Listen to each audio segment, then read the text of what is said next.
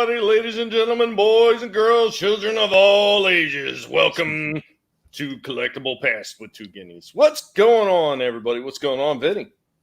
Hey, I'm Vinnie Tartamella, if you guys don't know me. Welcome to our fantastic toy talk here on Collectable Past. Doing pretty good, man. Feeling a lot better since last week.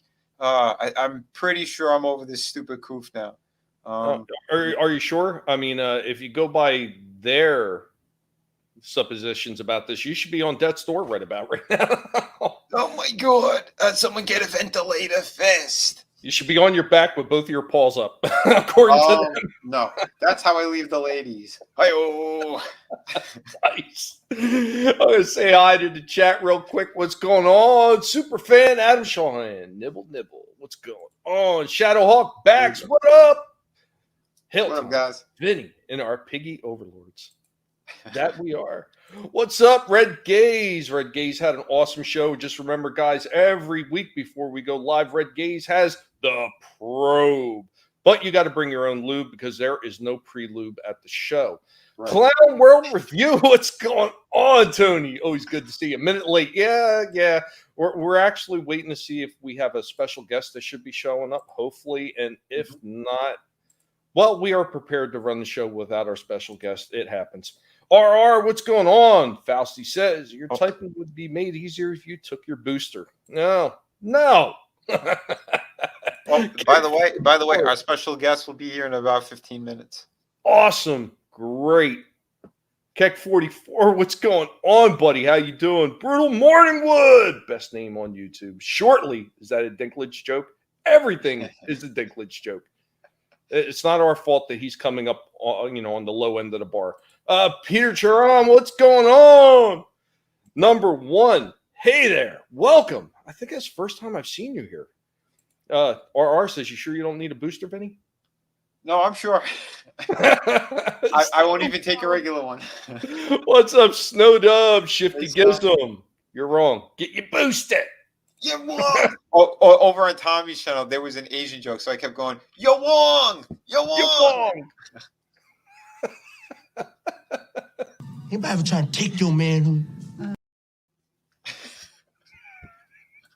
I'm going to have to update those clips. I love some of those clips, so some of them are going to have to go. Oh, yeah.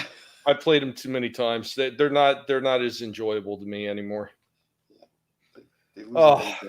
It has been a crazy week for me. I mean, I know you were down with the pink elephant, as some people call it, the coof bug, as other ones call it. I was down with a freaking tendon injury, which just sidelined me for a good 4 or 5 days at least. And it's just been a brutal week. But in that time, I had a lot of free time to actually start looking around at some of these other toys. And holy shit, some of the stuff that is out there is absolutely fantastic. One of the things I did catch the last time I was out in the stores, they were doing some more Masters of the Universe, and this will actually lead into our topic when our special guest arrives. But I seen that they had released a few more different figures, and one of the ones they did is they did a Mosquitor figure. I haven't seen him. Yeah, they did. They're starting to do 2 different ones now. Some of them they're doing like deluxe, and then they're doing the regular standard ones. The deluxe one that came with like an extra head, I think like an extra hand and a few other like articles and everything. But they had something on there where it looks like you pumped his chest or something, and it looks like blood floating around in the open chest cavity. Oh, wow. Yeah, it's really weird. I don't remember if I picked it up. I remember I was looking at it, and I was really considering it. And if I didn't, I may go back and get it. The last time I was in the store, I saw the Sorceress. I saw that same Stratos figure we talked about last time. They had Jinsu, the one with the gold hand. Yeah, Jitsu. That was it. And Buzzor, the Bumblebee looking character. Okay. Oh wow! I didn't know. Again, they're releasing more of them. But, well, one of the things that I really do enjoy about this series, though, Vinny, and I know I touched on it before with the one Beastman figure, and I did pick up another one, but I'm not going to talk about it right now because it's actually part of the clip when our guest arrives. But they're going back to the original foundations of Masters before it was Masters of the Universe, back when the original name was going to be the Lords of Power. Right. And they're taking the early concept and sketch work and using that and putting them in figures. That's cool. That's really cool, man. That's what I'm saying, man. And you know, diehard collectors like yourself too, and big fans of all that. You know, it's something extra to be like, all right, man, finally, instead of just, you know, regurgitated shit over and over. Dude, that's awesome. I was talking with the wife about it. What's going on? Marby Dog is your special guest, Brandon, and will ice cream be served? No. He has been banned from my channel before he ever even showed up. Come on, Actually, man. you know what? If he did show up, I swear I would invite him on, and I would just have a blast, ask some stupid questions. But no, like there's so many good figures out there that I wanted to pick up right away. But I was talking to her about the Castle Grayskull, and I said, if I see it when it comes out, if I can get it, and she just looked at me with that disapproving look, and you know what? You're just going to wind up buying it when I'm not home anyway. Just get it if you see it. I said, cool. So that means if I see it on Amazon, since I don't have an Amazon account anymore because it got locked out from some jerk off in Thailand always breaking into my account, you're going to order for me, right? And she just growled and walked away. So that was a yes. Wow, that's amazing. I like how you negotiate with her. Well, there's a few different ways of seeing it. You know, there's my way, there's her way, and eventually it's the way it's going to end, which is still my way. So right.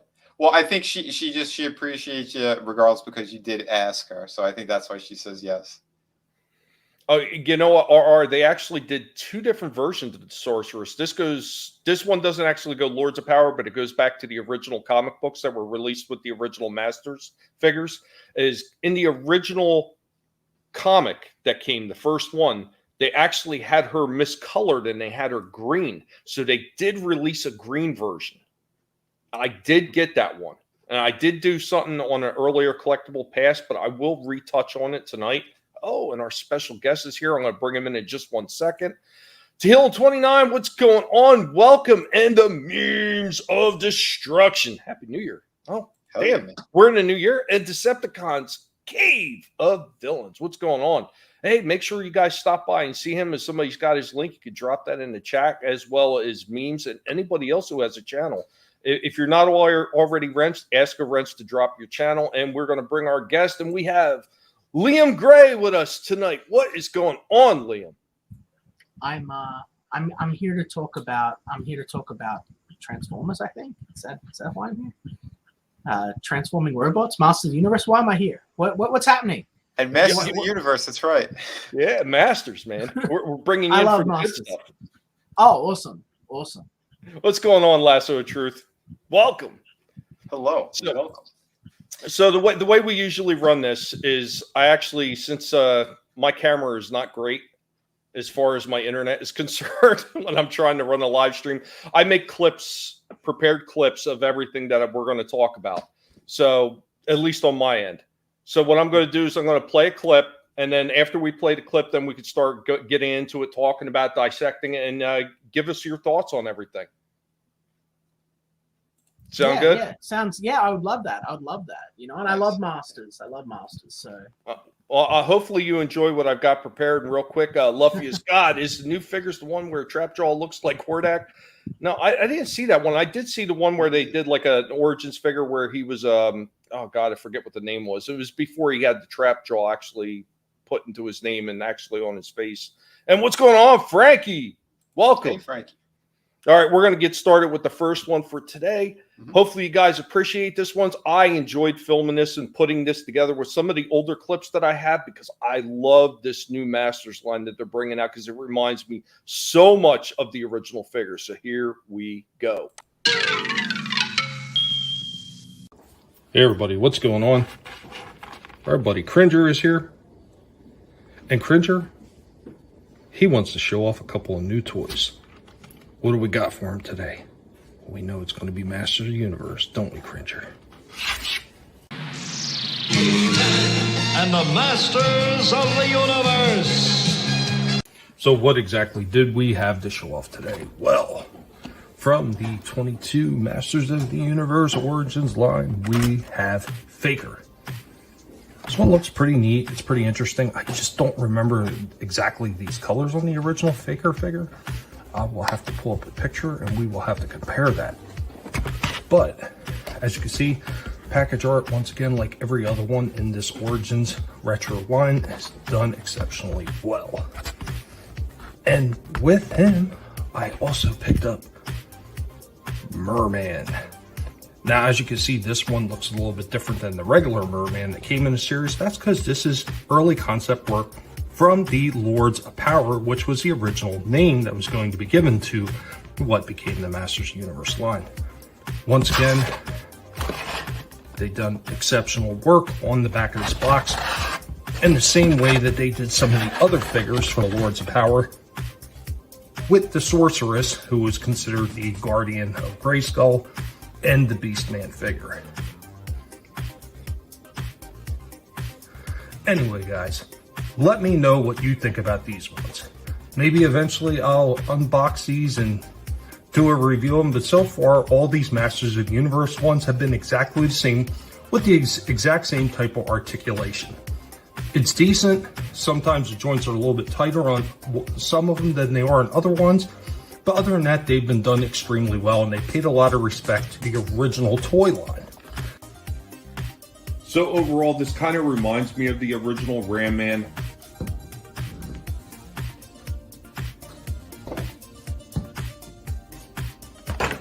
Deluxe Hordak figure.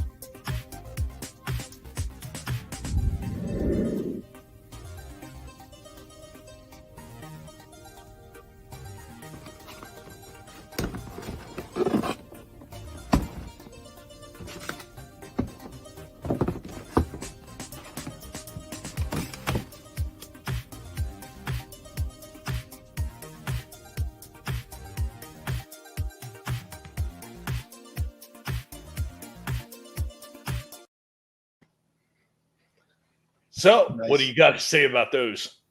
Well, I think that it's awesome. So I'm really glad that you're doing Faker, because this is a figure that I actually got. So I actually bought Faker the day of my daughter's birthday. You know, the day my daughter was born. I wasn't allowed in the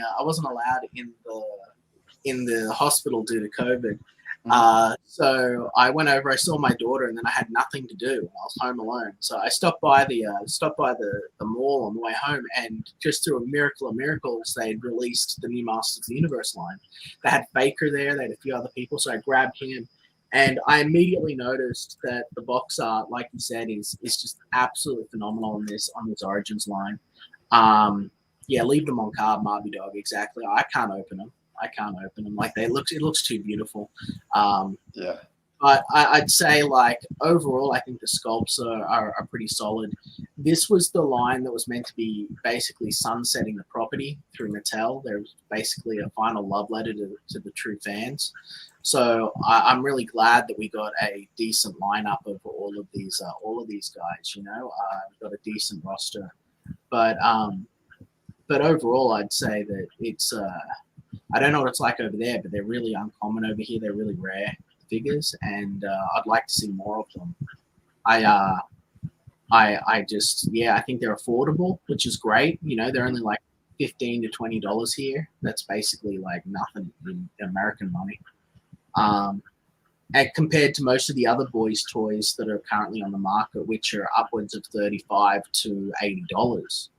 So very, very, very affordable and very high quality for what you're paying for, I think.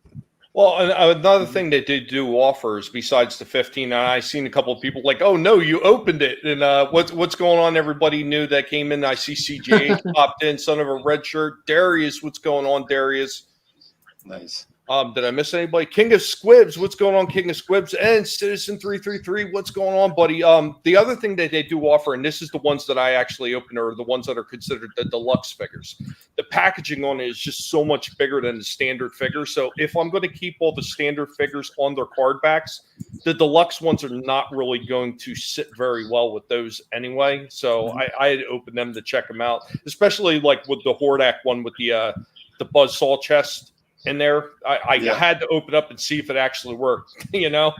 And the Ram Man was the same thing. That was a deluxe figure. It came with the extra axe that you could put them the two pieces together, make a pole arm, another head, and another hand. Those ones I had to open up. Those are the only ones that I've opened up. Yeah. Oh, for sure. And like that spring mechanism that you had in the Hordak, I was surprised by how powerful that was when you fired it off.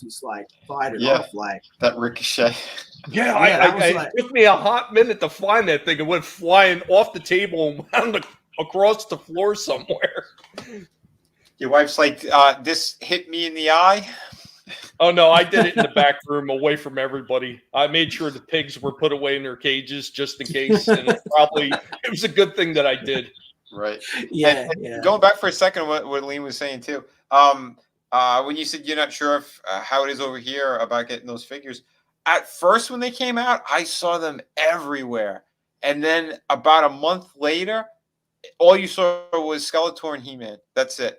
And then maybe the occasional, like, you know, here's a Stratos or something like that.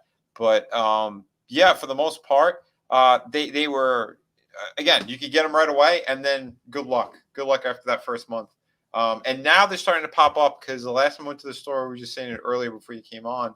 I saw that new wave that they dropped with the Sorceress and, you know, the Bumblebee character and all those other ones. I was kind of surprised. You know, and it's in the middle of, you know, that second wave of Revelations because they just released those as well. So I was a little bit surprised to see the retro ones there with that. You know, it's interesting that they dropped them all. Well, you know, it's funny with the retro ones. And like I was saying real quick, they offered two different tiers because with the deluxe packages, they're like $30 for one of those figures.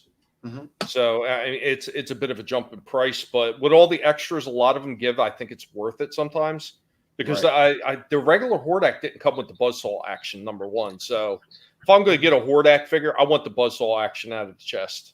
I didn't want just the standard figure. One of the other ones I was looking at just recently, Liam, was Mosquito. Oh yeah, dude! I had Mosquito. I still have Mosquito. I think you know. He was a great toy. He was an awesome toy with like the blood pumping in his chest. Does the new figure do that? Or yes, he's got the clear chest and he's got a like somewhere where you could push on it. I think it's right in the middle of the chest, so it makes like the blood moving. Oh, that's epic! That's great. Yeah, cool. They gave him like I think they gave him like an extra hand or two or something like that, and then they gave him a whole different head. Because that is one thing I love about the deluxe figures because they want to pay respect to the old stuff and they want to give you a head sculpt that looks like the older figure, or they want to give you a newer version of the head sculpt that doesn't look like anything. And that's what they did with Ram Man, because there was never a Ram Man anywhere, whether it was the cartoons, the mini comics, or anywhere where he had a full face shield. So the one that that's what I thought. Figure, the one that they gave with that figure was completely unique to that deluxe set. Yeah, I was wondering why they did that. I was like, I'm a huge Motu nerd, and I was like, I don't think I've ever seen him with a faceplate. Like, what's that about? And I'm guessing that they just repainted Machine Man Mechanex, you know, faceplate and shoved it into the helmet of Ram Man. Is that? Well, this one looks exactly like Ram Man in the way the sculpt is done, but it's just a whole different sculpt with a face shield. Which it's cool that they did that. They give you both, you know. So what we were saying earlier, Vinny, you were saying about how it's good when they give you something new, but they give you something that still kind of leads back to the old stuff at the same time. Of course, and that's the cool thing about it. Like you were saying, man, with the bigger packaged ones, the special figures. Yeah, put the extras in. Why the hell not? People are collecting them. They're picking them up. Give them something extra. You know, we've had these discussions too whenever we were working on different figures and shit. You know, and McFarlane and some of those other places. But it's that, like, yeah, if you could get the extras in there, do it. You know, the Onimusha line, like, you know, those figures. I made sure, I'm like, they're samurais. That video game is all about upgrading the weapons and getting all these extra weapons. So we made sure to give that character, like, you know, at least one of everything he's supposed to have in the game. Even though we can't do the fully upgraded shit, at least having, you know, those specific blades or swords and staves or whatever, that's some cool shit. People appreciate those details, and you know, more of like the playability or whatever you want to call it, man, or the posing shit that you could do with them. Yeah, it's key. It's important. What's going on, Gap Stargate? Welcome. I still have a few of the older ones, and I was actually supposed to include. I did an old comparison because I had an old He-Man, and I had the retro He-Man, and I did a comparison. Like, this was like a year ago when I was still up north cleaning up my father's house after he passed, and I did a comparison between the two, and they were very similar, but of course there was a few key differences, like the Iron. Well, it's not even really an Iron Cross, because whatever He-Man had in that original figure, it was kind of like an Iron Cross, but it wasn't symmetrical like an Iron Cross would be. Right. It was just a cross. I hate this whole, like, I absolutely hate that they got rid of He-Man's, like, cross, because, like, oh, it looks like the Iron Cross. I'm like, for fuck's sake, like, the Nazis don't own the Iron Cross. It's an ancient symbol. Like, it's all throughout ancient heraldry, and I personally think, I don't know what the chat thinks, if I'm being an elitist here, but, like, He-Man feels lame with a big red H on his chest, right? Like, yeah, like, well, that first figure, Liam, they did include a cross, but they just changed the design a little bit. Yeah, I'd be fine with. Yeah, exactly, and I'd be fine with that. I don't want like a He-Man that's got like a H on his chest like he's Superman. Like, it's just not really how I see him. Like, it's especially since in that old '80s show, like, he had that every episode. It was no big deal. No one was saying, you know, He-Man is a Nazi. Like, it's preposterous. Well, he's got blonde hair. Yeah. He's white. They got blue eyes in the show too. The strongest man in the universe. Yeah, no, I don't. Did he have any black friends or Jewish friends? Clamp Champ. He had Clamp Champ. He had his token black. True. There you go. CJH. Wasn't allowed in the castle. No. Oh dear God, shakes head. Why was a kid who played with these toys, and why in God's name did my grandfather give them to play with? Laughing out the price on eBay are crazy. Oh yeah, absolutely. You're talking about those original ones on eBay. They fetch tremendously high prices. One of the things I noticed, even with the Transformers and G.I. Joe, it doesn't matter. If you're talking about those original weapons that a lot of kids lost, you will see these guys selling just those pieces of those figures for sometimes upwards of $15 or more for a single weapon. It's insane the prices that they can fetch for these things. Yeah, I'll tell you what, those accessories. Yeah, those accessories, man. Like, I'll tell you what, there was a whole niche thing about making Scareglow's cape. You know, no one had Scareglow's cape because it literally rotted away and people lost it. So there were a whole bunch of indie toy makers that were like making his cape and selling it and turning a profit. It was it's crazy times. Yeah, dude.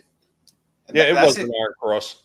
Absolutely. Yeah, you know what? That is one thing real quick I want to just touch on when I was talking about that retro Origin He-Man that they released. The skin tone was a lot lighter. Obviously, like I said, the cross was changed a little bit, and they changed the, you know, those like little nodes that he had going on the back of the strap. They were like little box squares. They did like elongate them or something on the new one, which it was just weird. They were just elongated a little bit. It didn't really change much.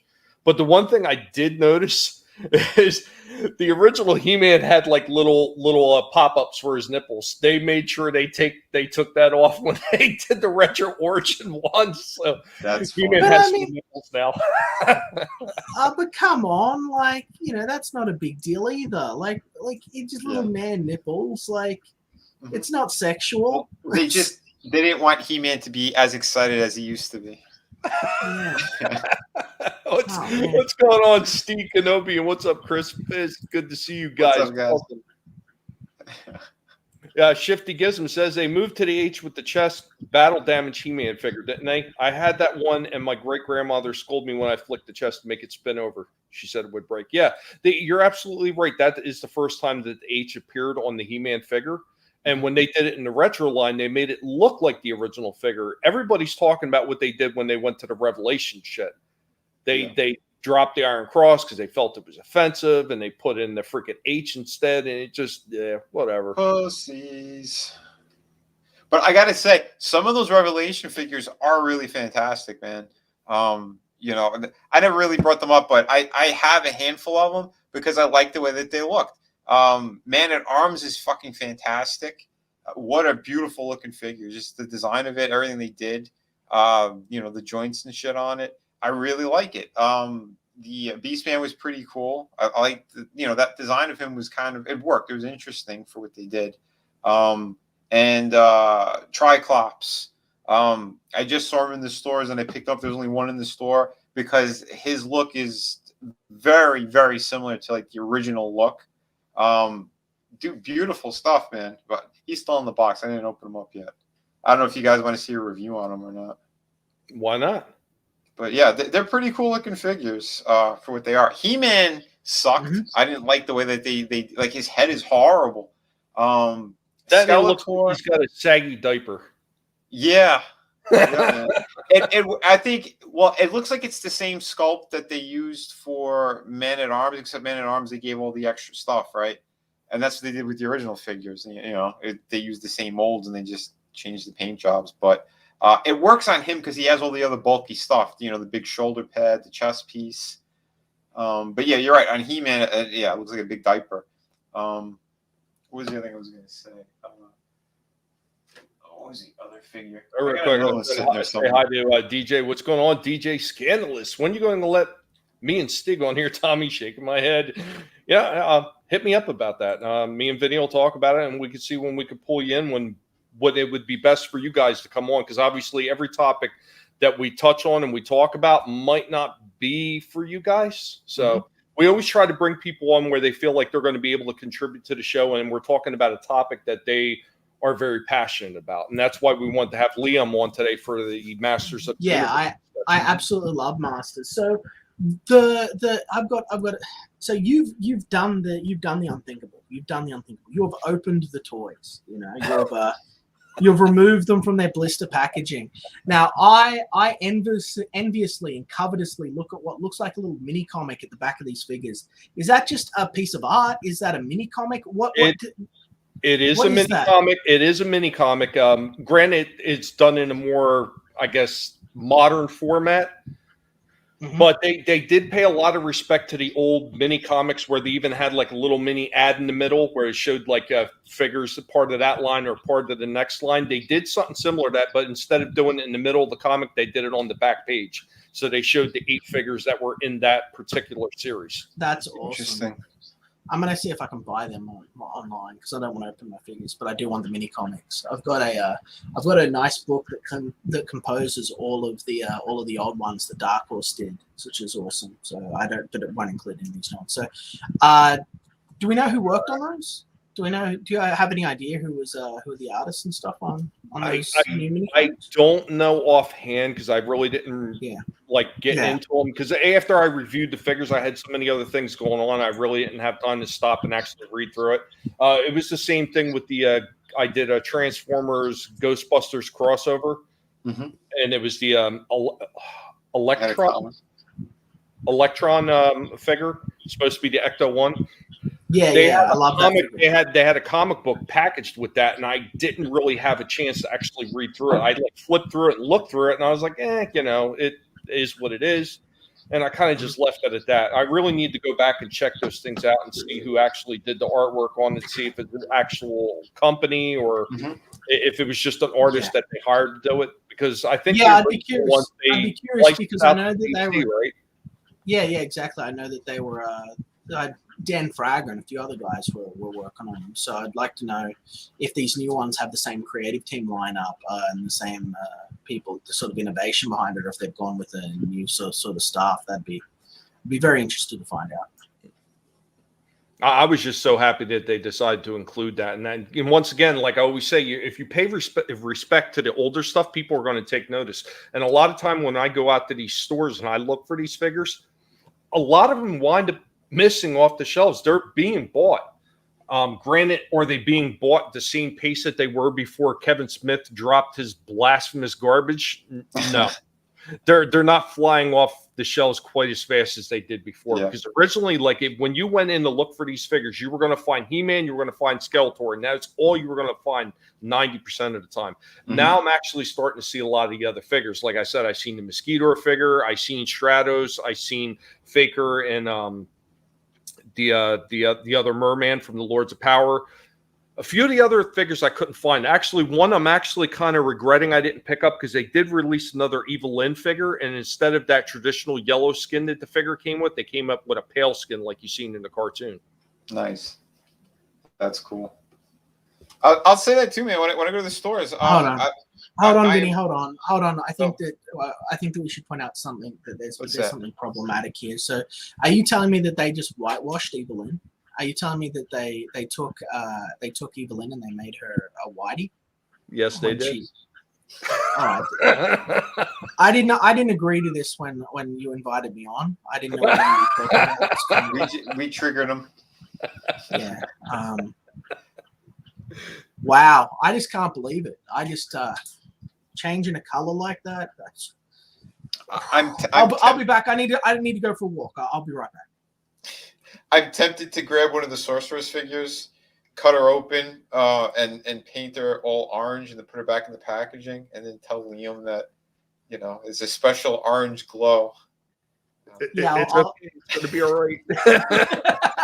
Yeah, no, it's for sure. I think it's great that they give us diversity of range with the action figures, so everyone gets a bit of what they want, And it's it's sad in a way that this is sort of going to sort of be the ultimate end of the Masters of the Universe franchise and brand.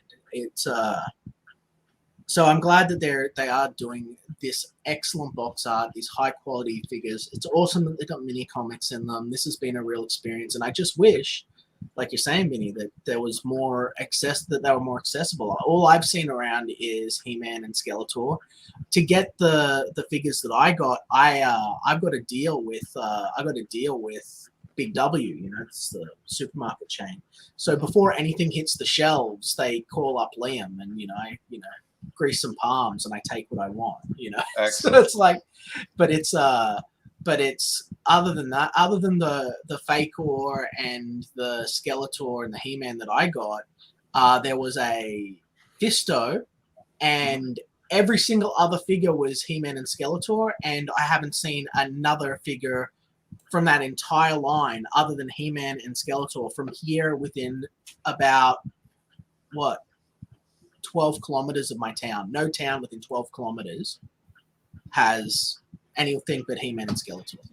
And that's kind of funny too, because I remember when they first hit, and Liam goes, "Have you seen them in stores?" I went, "Yeah, actually." I said, "Are you looking for them?" And then he kept being like on the fence, like he goes, "I don't know if I'm going to collect them or not," because he goes, "They're hard to come by over here, and if I start and I can't complete the set, I'm going to be really pissed." So he decided not to. And at the time too, shipping was still normal prices, all that shit. So I'm like, all right. And then I'm like, "Are you sure?" Because the next time I went to the store, I'm like, they had a shit ton of all of them, and now I only see, I said He-Man, Skeletor, and maybe Beastman. This is a sort of failure of Mattel, and it just sort of it's sad because oh my god.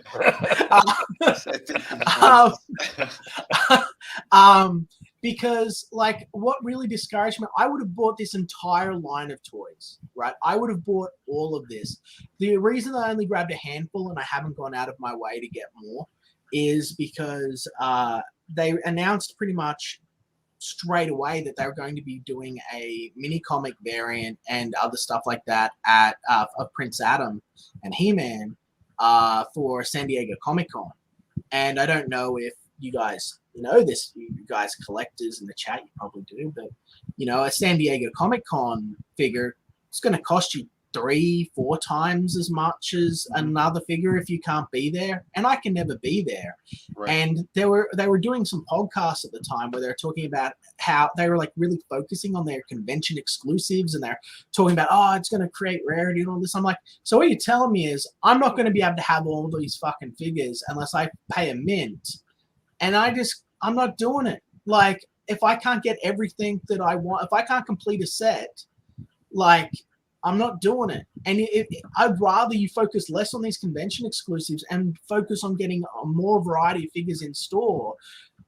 The hunt doesn't exist anymore. People want the toy hunt to still exist, but it's like, look, you can go online and buy anything, right? But I get wanting to have that thrill. I like being surprised by stuff in stores. Well, but I would really like to be able to walk in and walk out with 4 or 5 figures, like, that's what I want.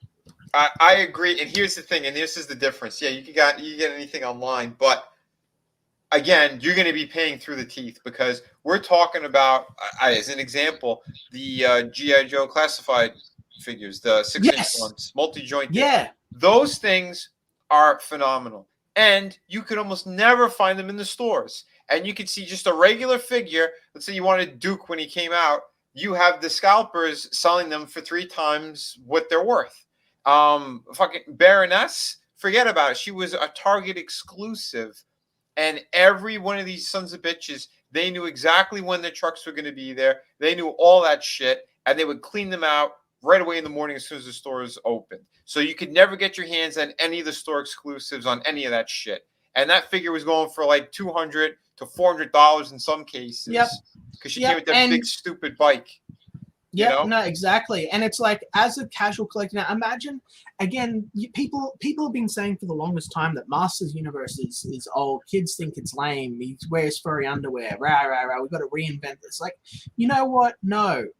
You just need to have cool shit that people are interested in. Like, kids are always going to be weird about anything. They make fun of the fact Superman wears his underwear on the outside. Like, it just make cool shit that people like. That's it. It's that simple. And it sucks when the scalpers are essentially ruining this. So it bottlenecks new fans. Like, I'll just come in and be like, I got to get my son a birthday present. Oh, there's a He-Man, that'll do. I'll get him that. Or I've got to get cousin or something. Oh, there's something. Like, they've got that going on over with Barbie and all of the girls' toys. You walk into the girls' toy section, everything is cheap, affordable. You can get whatever you want. You can get it in whatever numbers. You go to the boys' section, everything is scarce. Everything is hard to find. You're not going to be able to get a complete run. And scalpers are just going to take everything and mark it up on the internet to the point of ridiculousness. It's where is the access or entry point for the common collector or the common fan, right? Like, exactly. And it's crazy. Gaze. Scalpers are shit. And and that's one of the things I want to touch on real quick that you were talking about, Liam, before you go, Vin, is you're talking about these conventions and they need to stop focusing on it. Absolutely. Do we really need all the convention exclusives? Like Vinnie was saying, they have all these exclusive already. You got, like, for just my Transformers alone, they have Target exclusives. They have Amazon exclusives. They have Walgreens, Walmart. They have all these different exclusives already, and then you're going to add another one on top of that. It's just going to make it harder for somebody to find that wants to collect all these things. And then they try to say, well, it's just the collectors that are going after this. No bullshit. I literally sat there in the toy aisle in a Target. I picked up a Shockwave figure. I already had the Shockwave figure, but I just picked it up to look at it anyway because they didn't have anything else really in stock. So I'm looking, I was like, okay, that's cool. And there's a kid and his mother standing right there. As soon as I put that Shockwave figure back down, the kid like grabbed it. And he's like, Mom, and she's like, yeah, you can have it. So kids are still getting these toys and they're still interested in them. It's just a problem, like you're saying, they don't have enough of these things out on the shelves for everybody to be able to get out there and purchase them. And it's doing not only a disservice to the fans, but it's doing a disservice to themselves because they could be doing so much better if they would make sure that these things were properly stocked. And somehow the stores were able to stop these scalpers from running the goddamn shelves clear. And look at Teenage Mutant Ninja Turtles, right?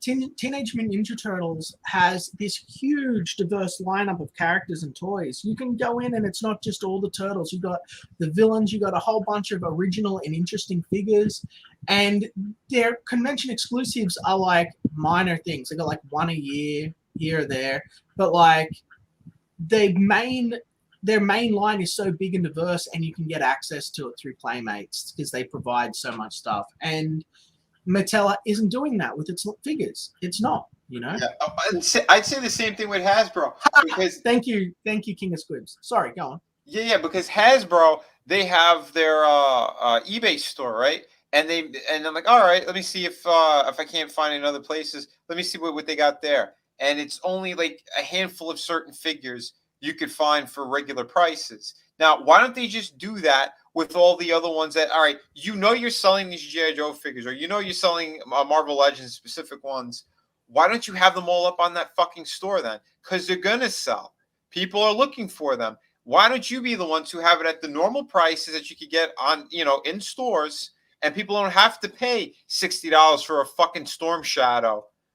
Yeah, I've been looking for that figure. I can't find them. I want them. They finally did them the proper way, right? The classic one, sleeveless. Thing looks beautiful. Can't find it anywhere. People are charging insane prices. The Bat from Cobra, the fucking robots, those things just dropped as well. Dude, they are going for starting at $60. This is insane. Total bullshit. Yeah, look, so there's got to be common sense. Army builders, they got to be cheap. They got to be in huge enough stock that you can get them. Exactly. Whenever you want. Look, when I'm buying, I want the option.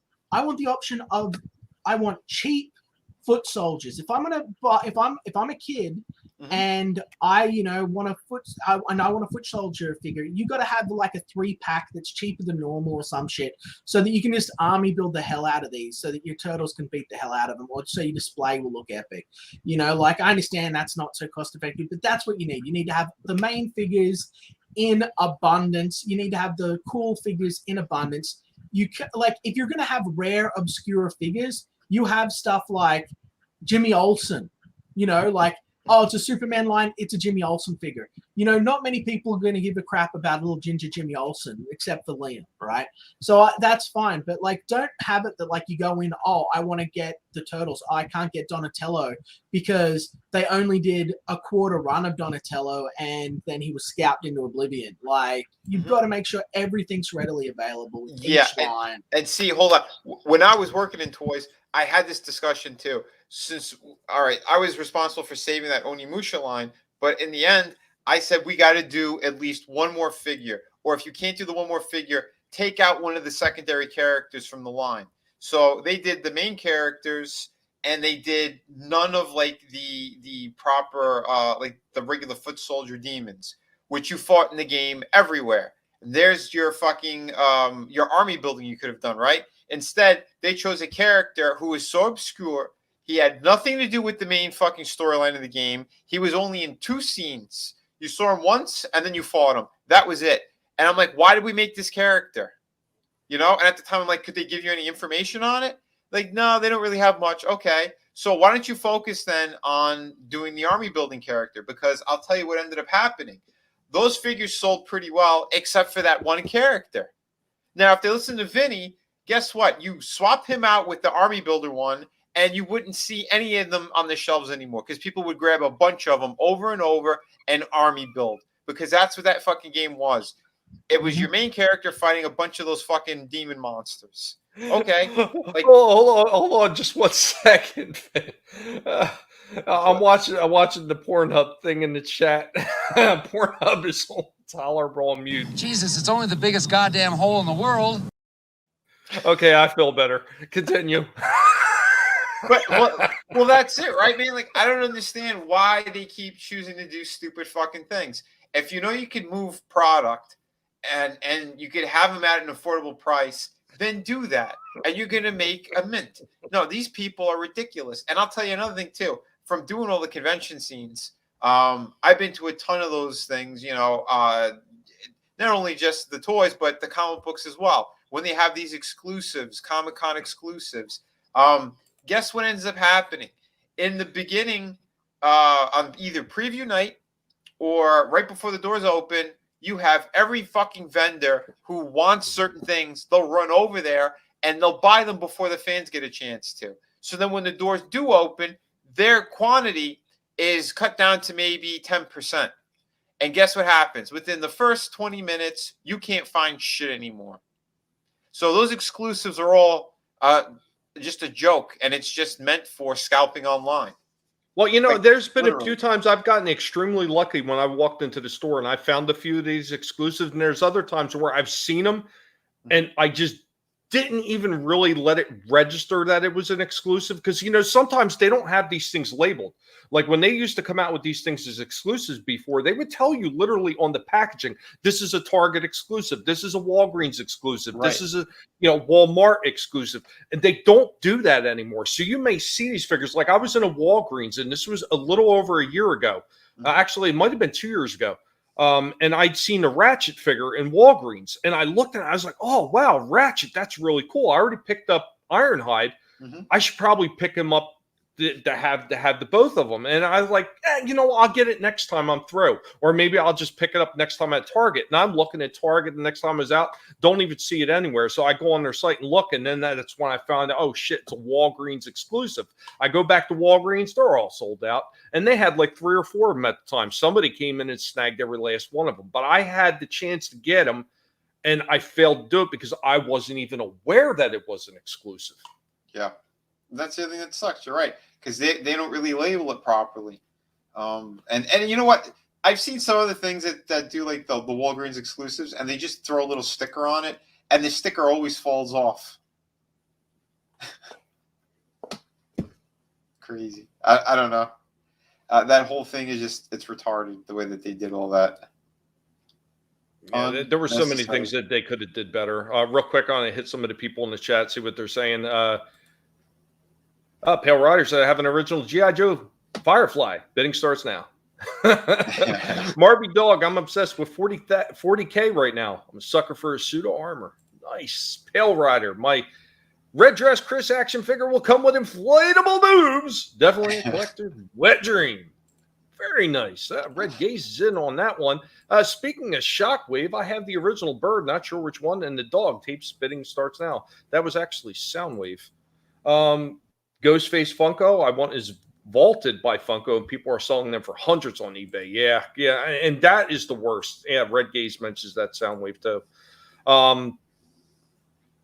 That kind of shit with eBay and a lot of these other sites. Once again, we're talking about these scalpers. They grab those things. You can't get them anywhere else because why? Because they've already been bought. I don't know how many times I've seen that with certain exclusive figures. It's irritating to say the least. Oh yeah. I know one guy who was when I used to go to comic shops years ago. One of the last times I was in there, this guy was telling me about a Funko Pop, and I'm like, yeah, like I don't collect any of that shit, but he did, and he goes, he found a super rare one just sitting on the fucking shelf in the comic shop. I said, what's the rare one? He goes, it was Tom Cruise from The Mummy. He was furious about what Funko Pops were, and he was pissed that he didn't want his likeness being used in it, right? So those figures were never supposed to be released, and they released, I think, maybe about 100 or 200 of them, like nationwide or worldwide, and it was just like the first batch, and then they cut them. So maybe 50 to 100 maybe hit fucking shelves, and he was able to find it. That thing is going for like thousands of dollars right now. It's crazy. It's insane. It really is insane. For a little $10 cheap piece of shit plastic figure. Not even like this cheap vinyl. So before we completely deviate so far away from Masters of the Universe that Liam gets lost in the shuffle of everything else that we're going to be talking about. Yeah, I can only think about so many things at a time because of my small, smooth koala brain. It's okay, buddy. I understand, and that's why I'm trying to accommodate you here. So I do have something else I want to show you. I actually I talked about this on Collectable Past already once before, but I wanted to get your thoughts on this. It was the cheaper figures, like almost like the little stand-up figures with no posability, but I thought that they were done so well that I actually had to do a short video about it. So here we go. and the masters of the universe. So today I'm going to be discussing some of these little tiny figures that I picked up. Now these ones do not cost much at all, and normally I wouldn't pick up these dollar store boneyard picks, but these ones actually do not look half bad. Of course I got Orko, I picked up Man-at-Arms, He-Man, Merman, and Skeletor. For tiny little dollar store figures, these ones do not look half bad, and they are actually by Mattel too, to boot. Which actually leads into one other thing. Yes, you know what? Some of these dollar store toys, they are by the legitimate companies now. It's not like the old days.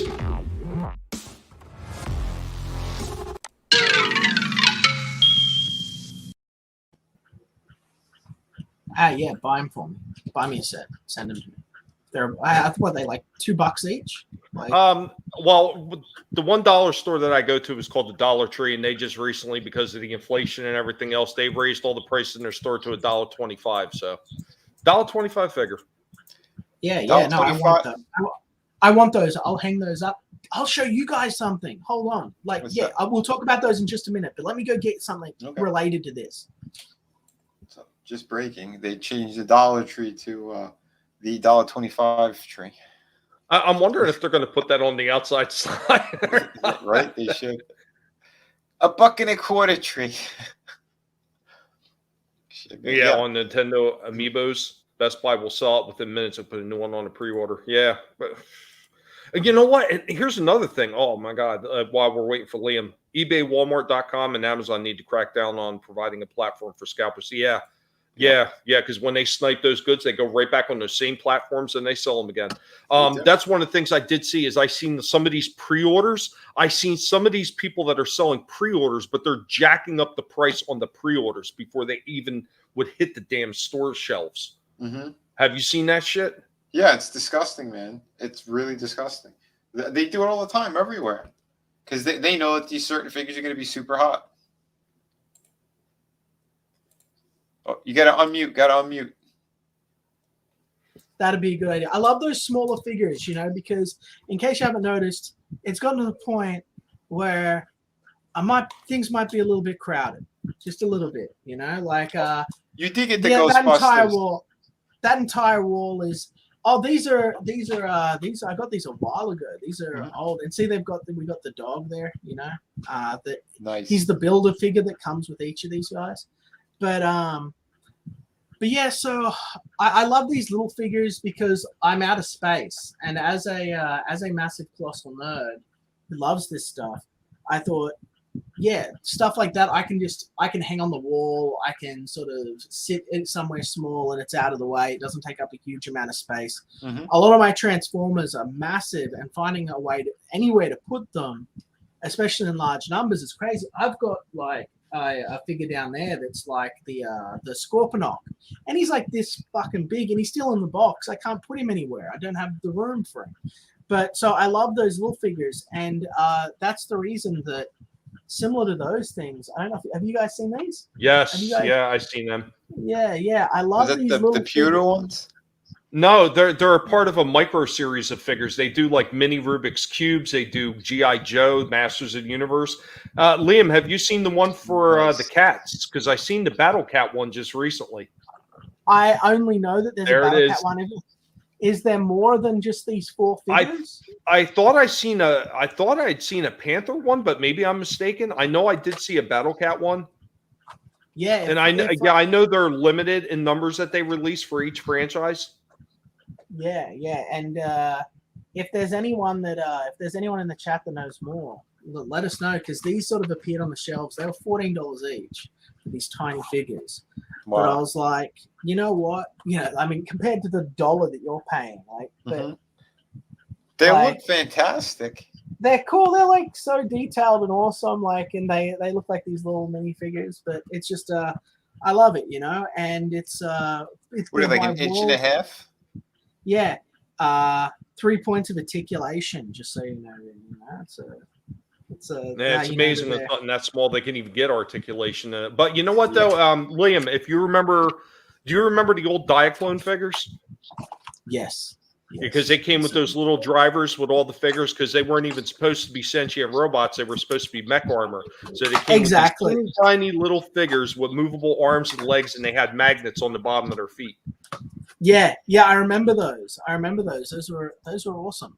You know, and they had there were bases that you could get for them too here, like space bases, and they would be a metal floor, and you'd put the little guys with the magnets on him, and he could stand up. You could move them all around this little base so they wouldn't fall over. It was really cool. It's cool. I love that stuff. Those are cool. And thanks, Gap, man. I thought so too. I would, if there's more, I'll get them definitely. I thought it was a bit odd that the lineup they chose to do, but you know, you got to have Skeletor, you got to have He-Man, and it's cool. We got Battle Cat, so I'm guessing that they're maybe based off the top selling figures. I don't know. I think they were going for the top characters. I mean, because if you look at the comic, the original mini comics, and then if you look at the cartoon, those are the figures that you always seen in every single episode. You didn't always see Beastman or Merman or any of the other ones, but you always seen He-Man, you always seen Skeletor, you always seen the Sorceress and Tila, and then you would always see Battle Cat. Yep. For sure. Sorry, I thought I was muted for a second. But yeah, no, it's great. So, what about you guys? You still have some of those? That's awesome. I haven't seen Pete in a while. How you doing? Like what about you guys? You got Trapjaw was your favorite figure. What about the rest of you? Yeah, I always loved Trapjaw. My favorite design, though, out of all the ones that they've done so far, was the 2002, 2003 one. And again, because I got to see these things in person from the Four Horsemen who ended up working for Mattel and all that shit. Seeing these things up close, like, and again at 12 to 14 inches, depending on the character, they were incredible. And to hear what their plan actually was, because if those figures really took off in a big way, they were going to be allowed to do like a 9-inch version and then a 12-inch version. And they could put extra detail and extra articulation into all of them. But they never quite got there. I think they might have done a He-Man and they might have done a Skeletor. But that was it. That was like a little bit bigger. Interesting. Yeah. I had no idea.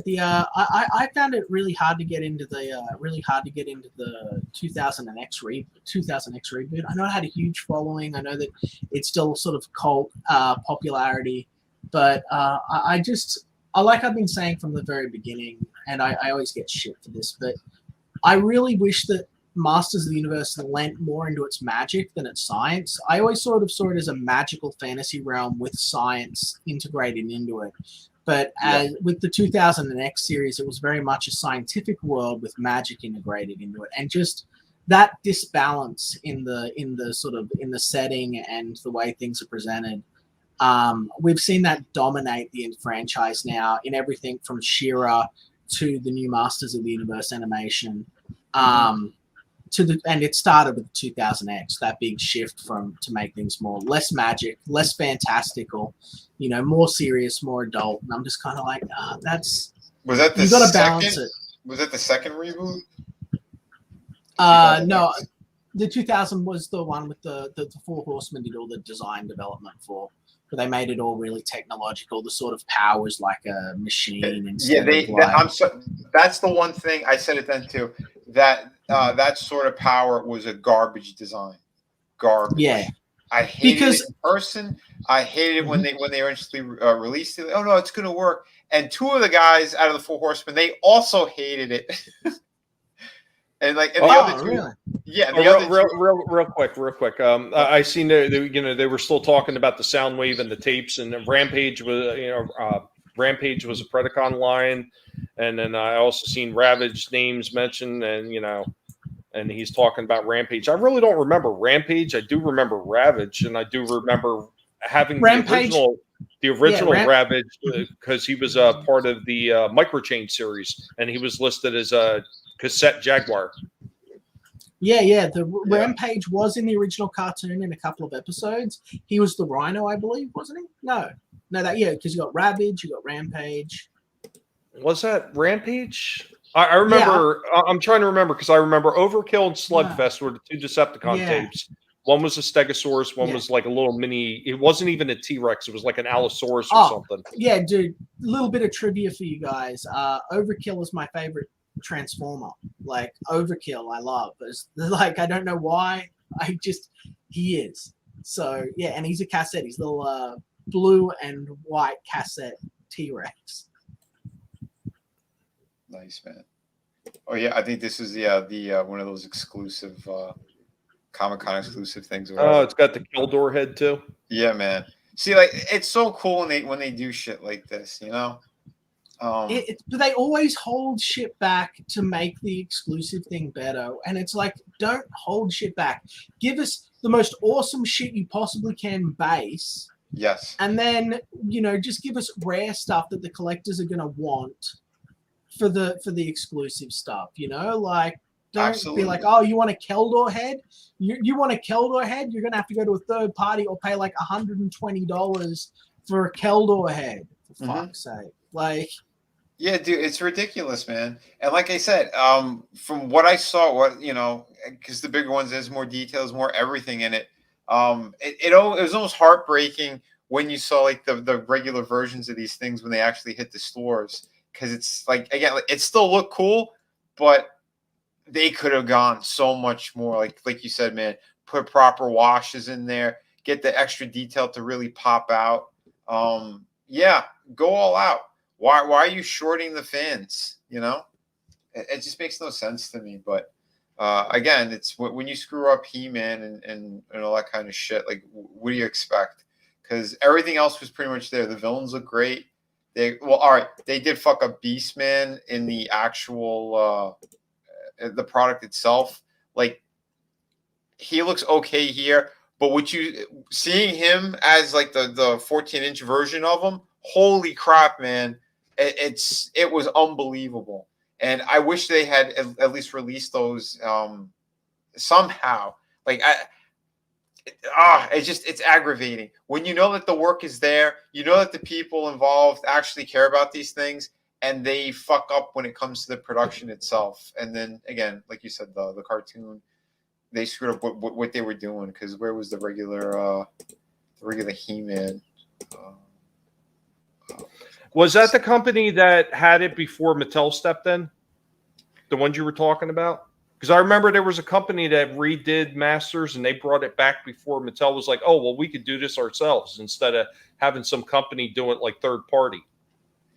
I don't know the full details about that. I know that these guys ended up getting it. Like they gave them the option when they left McFarlane. And they said one other thing real quick. I'm sorry. I'm because I seen some stuff in there. So I don't remember the name of Blaster. Didn't come with any tapes originally. Blaster came out in '85 with no tapes, and in '86 they started releasing the tapes. And I found the name. The name of the Rhino was Ramhorn. So it was Ramhorn, right. and then the other one was a line with Steeljaw, and then you had Eject and Rewind. I think it was Rewind was packaged with Steeljaw and Eject was packaged with Ramhorn, but they didn't come out until '86. Oh, okay. But yeah, this is the sword that I thought was just pure garbage. This was terrible. I never understood why they went with something so bad of a design. I mean, I still say a lot of what they did, it kind of reminded me of some of the stuff that they did in the 2002 relaunch series, because they made Adam a little bit smaller in that one too. Yeah, here he was. And when he did Revelations, it just felt like he was trying to take a lot of the cues from that and run with his new series. And I think that's one of the things that pissed a lot of the fans off, is because, oh, this is going to be a continuation of the original one. Yeah. It's not. No, it was not at all. You're right. And that's the thing that was really shitty about all of that stuff. Like, why are you lying to people, first of all? But and if you were going to continue it or base some of it off of previous shit, yeah, man, do it right. No, they just, again, they wanted to destroy it. We knew that they wanted to destroy it. Let's face facts, because this right here was Prince Adam. Mm-hmm. What the hell was this one? that was a kind of annoying thing. So they did a Super 7. They did a Super 7 got Based off the the animation. license, and they based it off the meme, the He-Man meme where he's like, the Prince Adam meme where he's like, the song. It's like, I can't sing it, but but where he's sort of like laughing, and they sort of did the Prince Adam there, and I was like, that was the only way to get like a decent Prince Adam figure from that line for the longest time. It looks great though. Yeah, but like it's just it looks great, and if you want to buy it off their website and you're in Australia, you're paying about I think it was $170 to get it delivered to your home. And I was like, are you for real? I want to support this line, but I can't justify, like, I have money. I can't morally justify pissing money up against all. I could hire an artist for that, like I'm not going to spend that just for you to ship it to me.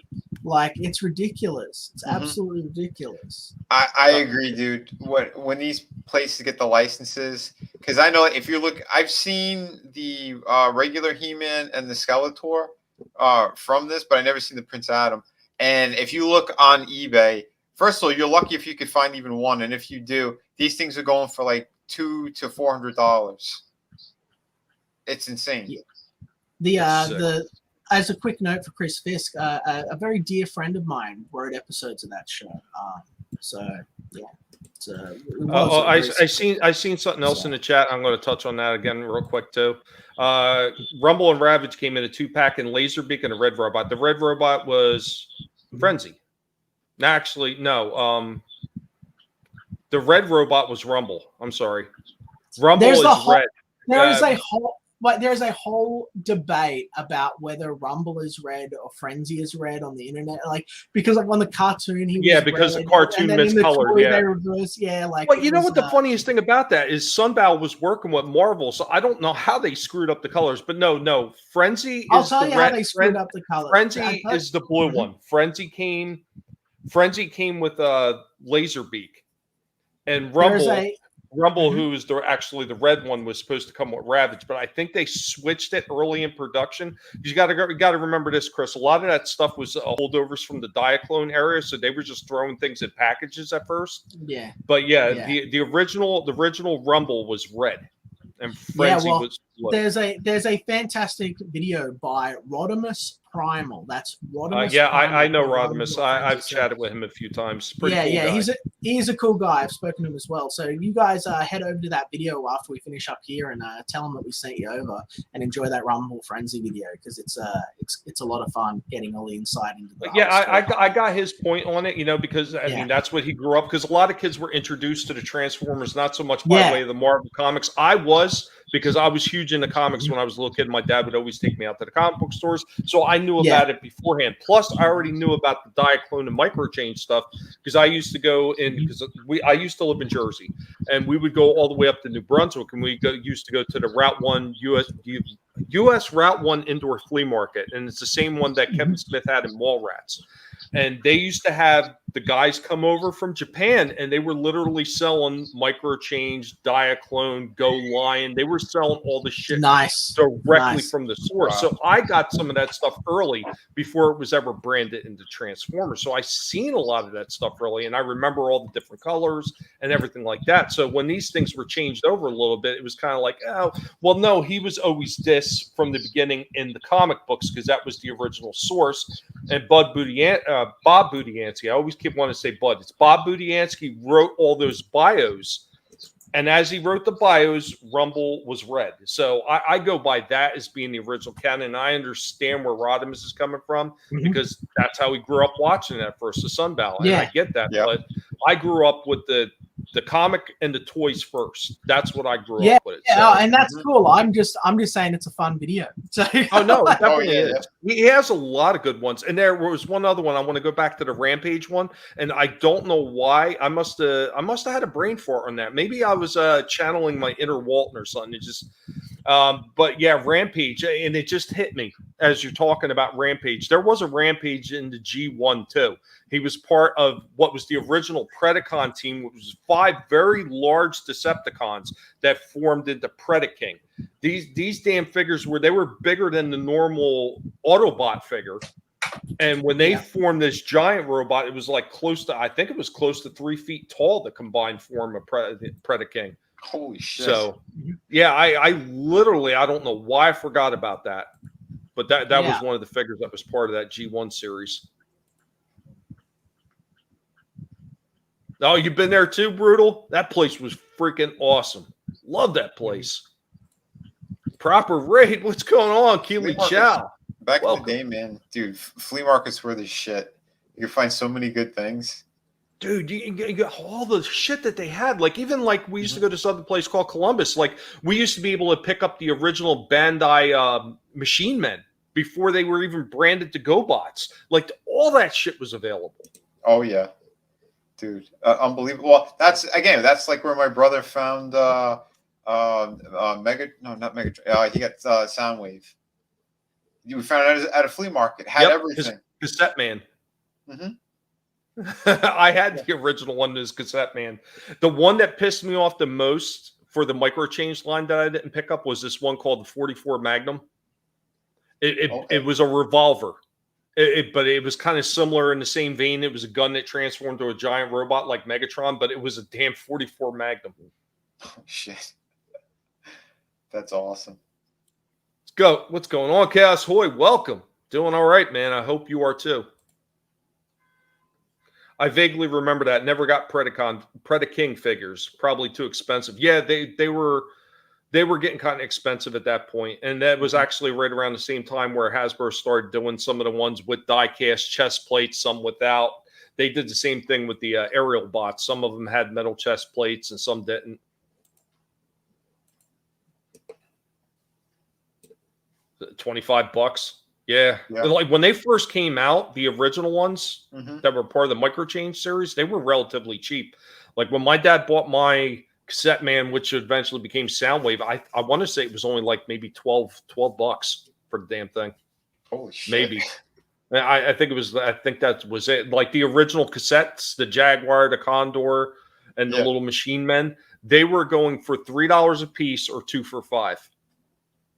Damn.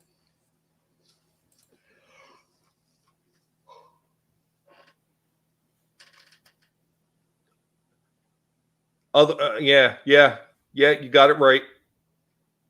And Laserbeak, was the Red Condor, and then they did the special coloring when they rebranded into Transformers, and they just did a recoloring of Laserbeak with gold and called them Buzzsaw. Yeah, I remember when here in Australia they released Soundwave, and Soundwave didn't come with Laserbeak; it came with Buzzsaw. And so as a kid, all of us were like, well, how do you get Laserbeak? You know, and it was like a big thing. Like you couldn't get Laserbeak. Like the only way to get him was through this one limited little pack that they did. And we never got it in our town growing up, you know, just never showed up. Wow, that's weird. I've never seen that before. And I would just like to take the moment to say, you know what? Screw you, LuTube. Like how do I get censored on my own channel trying to write a chat? Oh my god! Do you guys see that? An error occurred on YouTube. This is usually yeah, fuck you. Holy shit! Oh, Tommy's streaming. Let's go break his balls. They love to. They really do. Bunch of specious bastards. I was gonna say you remember a couple of weeks ago or actually last month the Optimus Prime that I did the review on. I showed you guys. Yes. There's a knockoff of Megatron that's in the same scale with him. He's the one that, like, I told you, I don't want to transform that thing. So if I do a review, I might just do the review on the robot mode because his legs are literally like fucking origami. Everything that you got to fold, bend, flip over, pin in, clip in. And if you miss one, the whole fucking thing could, like, you know, he's not going to stand. I don't know how or why they did it like that, but the robot mode is epic. That thing is so fantastic. And he actually comes with, so his cannon, they gave him an extra piece where you could take it off. It's almost like a silencer type thing. You could add to it. and it actually transforms into Laserbeak. And there's a magnet on him, and it actually goes on his arm. So it's like he's perched on Megatron's arm. That's pretty Very cool. nice. And it's the little extra details that a lot of those third-party companies add to that. I just don't understand how Hasbro misses out on some of that stuff sometimes. Like when they did the Galvatron one, I think they did a really good job in the Kingdom version of Galvatron, because they even added the little chained matrix to put around his neck. There was a lot of little details in that I really liked that they added. I just wish they would have thought out the cannon a little bit better on his arm, because, I mean, he's dragging it on the ground like he's a freaking great ape. It doesn't make any damn sense. I know. And what's going on, RR? Welcome. I got mine up in the air as well, like as he posed, like he's got the cannon up. Because you're right, you put it down, it's right on the ground. Guinea Pig Collective will have vengeance. Yes, we will. Yes, we will. Like I said, I'm still working on that song. If I didn't have all these setbacks, I would have had my extended version of Fuck YouTube up already. I'm just so tired of it. I just don't understand why they just have so much fun fucking with me all the time. It drives me crazy. But, you know, like all these different lines that I think that they're doing right, like you're talking about the Transformers, the Masters doing the Origin line. Mm-hmm. These things are I think they're going to keep continuing, because they're seeing that that's what people want. Like we were talking before, I'm sure Liam might have seen this when they did relaunch the real Ghostbusters. Those things flew off the shelves. We never even got them here in Australia. I never saw them. Never seen them? Wow. Never seen them. Well, you remember the original. I do. I remember the toilet from when I was like 4 years old or 5 years old. But no, I saw Pixel Dan was doing a review on them. Went, oh, those are awesome. And then I saw people upset that people buying them from Walmart or whatever they were getting them in bent cardboard things because they weren't being shipped very well. They're literally just being thrown in bubble bags and shipped out. But they never even hit the shelves here, as far as I know, in Australia countryside. It sucks. We miss so much cool shit. So yeah, when they came out here, I'd seen a lot of the store shelves, and once again, this was when I was up north taking care of shit, but they were everywhere. Like I seen the entire, like, I mean, how many times you go and you look on the pegs and you see the entire set sitting there? I seen the entire set, and I was looking at it, and I didn't have the real Ghostbusters figures myself. That was actually something my brother had. Mm-hmm. But I was looking at them like, damn, the whole set is there. And I was really considering just getting them anyway, just because the whole set was there. Right. Yeah. Now you don't see them anywhere. I mean, they're completely gone. They're off the shelves. Yeah. What was left of them flew off the shelves, especially when that movie came out. I've only seen the real Ghostbusters figures in one store. It was one Walmart that had them. And it wasn't even the Walmart that was by the big mall over here. It was a different one that was like kind of by itself. And I saw them twice. Like they had like the whole set.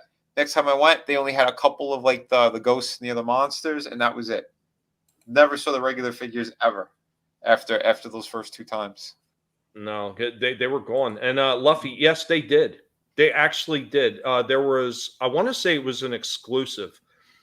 They did a Starscream with the crown and the cape. I know it's part of the Siege line. I just don't remember. I think actually, you know what? It's part of 86. It's part of their 86 series. They had a Starscream with the cape and the crown. Really? Because I've only seen it. Like I told you, I picked it up, but I returned it. Yeah. The red series. Is that what they were? The ones that don't transform? Yeah, the ones that don't transform. Yeah, the red series. Yeah, and he had the crown and the cape. But yeah, I returned it because again, I thought the plastic felt like shit, and I didn't like the figure. Yeah, no, I've seen it somewhere too, but I don't think it was in shelves. I think I saw it on the internet somewhere. But yeah, it does exist. Yeah. Let me see. I'm gonna have to send it to you on a. Holy shit! You're right. Twatters. I just looked it up. Oh, okay. You already found it. Yeah, I found it on eBay. These things are starting at $70. He's starting at $70. Well, he was early in the series. Oh, he was. Okay. Well, that would make sense then. Yeah, I can share it. 1 second.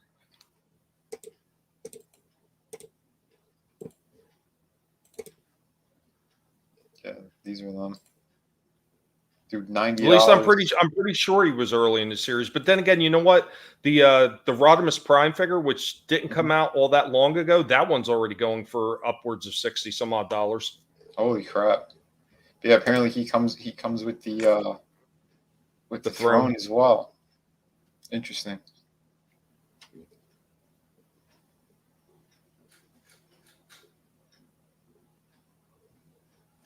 They're doing such good work with that 86 series too, and they follow the siege line.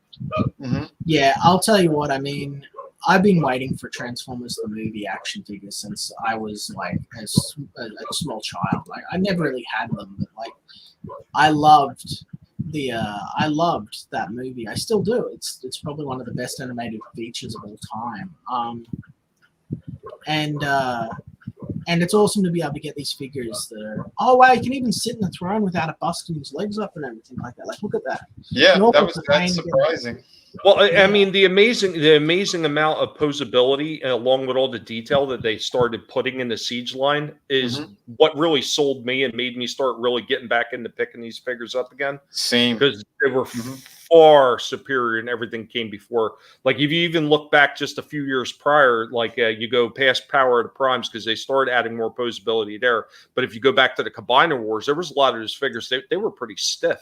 They didn't have all the knee joint movement. They didn't have like great movement in the arms. Yeah, well, I mean, exactly. They were. I have a lot of those Combiner Wars guys. That's sort of where I started getting back into everything. I bought Trypticon, which I've showed off a bunch, because Trypticon was down to reduced to clear for, I think it was like $65 Australian.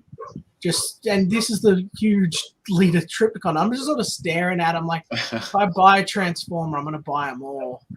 But that Trypticon's basically marked down to like 20% of its total value. Like, I can't not buy that Trypticon. I kept coming in and out of the store, looking at it every time. I was there with the kids. They're like running around looking at stuff. And I just stand there, me in my dark little void, light shining down on me, just staring at that Trypticon on the top shelf. And then I bought it, and that just got me sucked right back into it. And that was around the Combiner War era. And then after I bought that, I was like, well, I got to buy all the Combiners now. Oh, dude, man. I started getting those Combiner War figures, and I always wound up having one figure that I missed out on every damn time. I don't know if it was either the leader or it was just one of the arms. You know, I always missed one of them. And then they started driving me crazy, Liam, because you know how that when they first did Combiner Wars, they were releasing it with figures that weren't part of the original team. And then, exactly, that's what I was like about a year, like a year or two later. Then they said, "Oh, well, here's the original." Like a Slingshot was one of them. They didn't release with the original aerial bots. Then they released them later on, and I was like, "Son of a bitches!" And releasing them as convention exclusives and shit like that. So I got what do you call it? Power. Were you familiar with Power of the Primes, like the little Power Master guys that were all based off all the Primes? Yeah. So I started collecting those with the hopes I'd be able to get each of the Primes, you know, each of the legendary gods of Cybertron as a little minifigure, like a Matrix, essentially. And so I bought Predaking. I bought all of them, and I waited, and then they turned around and they released a convention exclusive, what do you call him? Rodimus Primal, you know, from Beast Wars. And I have him. But that was the only way to get the last like 2 or 3 of the gods, you know, of the primes. Yeah. And that really sucked because I was like, you know what, like I can't. This is when I started getting really irate with convention exclusives because I was like, look, I want just a set of the 12 figures, and you didn't make them. You deliberately made me have to fork out like a small fortune for this other figure just to get what I'm missing, just to have these little $10 figures that I can all put together in a row. You know, like, come on. Yeah, it's bullshit. I remember when the early exclusives used to come out, they would do figures that you really didn't see in the States for the most part, or really anywhere else outside of Japan. Like one of the early ones I remember they did for Beast Wars, it did, oh God, what was that? The Black Panther one. Yeah, I forgot his name. But that was an exclusive. And I didn't have a big problem with that because it wasn't like a must-have. As far as I was concerned, if you were a collector, because it wasn't something that was in the regular series, because that was something that was part of the Japanese line originally. So, yeah, like when they do stuff like that, it's not a big deal to me. But when they start releasing things that are part of the original lineup that you can't get anywhere else to complete your collection, that's when I have a problem with it. Absolutely, man. I agree 100% because it is shit. And they did that with what do you call it? Those Netflix ones as well. That they were only in Walmart. I think that was the only way if you wanted like the regular looking Bumblebee figure. That's the only way to get them. And yeah, good luck finding them. You know, I was lucky. I found one, and that was it. Never saw him again in the store. Yeah, I picked up the Earthrise one from Netflix. Yeah, it's fucking crazy shit how they did it. Well, they also released a few exclusive in which I didn't have a problem with those. Like they released like the robots that were brought back to life, the sparkless bots. Yeah, I picked up one of those, and I get that because it was really only for the show. It wasn't really part, say, the original line, and that's cool. I don't have a problem with that. Right, and then but you made the point a couple weeks ago as well, where you said the Soundwave. I didn't even know that they did them for Earthrise, and you said yeah they did, and I found out it was an exclusive for fucking Walmart. Never saw them, never knew about it, and I'm furious that I never got it. You know, I'm not going to pay through the nose to get that fucking thing now, when I could have got it for again, and that was the thing we were talking about before, for getting things for retail versus having to pay 4, 5, 10 times over on because of these piece of shit scalpers. Hey man, and you remember if your Transformer needs are not meeting your expectations, be sure to call the Guinea Pig Collective because we probably have extras sitting in the back. Shit, if you got an extra of him, let me know. I'll have to dig through the crates because I have 2 crates filled with extras that I wound up purchasing because I was so scattered-brained while cleaning up my dad's house and dealing with all the nonsense that when I was stopping at the store picking up more crates and picking up more packing supplies. Oh, that's a cool-looking figure. Damn, did I get that one? I'm not even going to worry about it. I'm just going to get it. Come home. Oh, man, I got 3 RCs sitting here. Matter of fact, I got one that I'm going to mail out to you as soon as I remember to go out to the post office. Dude, yeah. I gotta throw you some money for that. But dude, yeah, that's fucking cool. You're right, RR. I'm getting super pissed. I hate scalpers. So yeah, give them more boosters, sons of bitches. I saw the funniest meme. I think it was Parrot Head. He put it up. He had. They said they finally found the perfect booster for Fauci, and it was a booster seat with there's a kid sitting in there in the car, and it's his head. Instead of the little kid. Oh shit. All these different franchises I've seen them bring back. Is there any one particular franchise that you would like to see them redo in the toys? Well, I know Super 7, they've done them, but I would still want a better version of those Thundercats figures. You know, the original. Give them multi-jointed, go all out with the sculpt. There's a really good like I think Matty Collector did the first wave of them. They were really good. I was thinking about getting them, but I didn't. Yeah, I remember they had released originally they released Lion-O, Mumra, and Tigra. I'm surprised it wasn't Chitara. No. And this is the crazy thing. They released 2 different sizes for Lion-O. There was one that was a bigger one, and then there was one that was like a smaller figure. It was only like 2 inches. Oh different. yeah, wasn't it one supposed to be a younger version or something?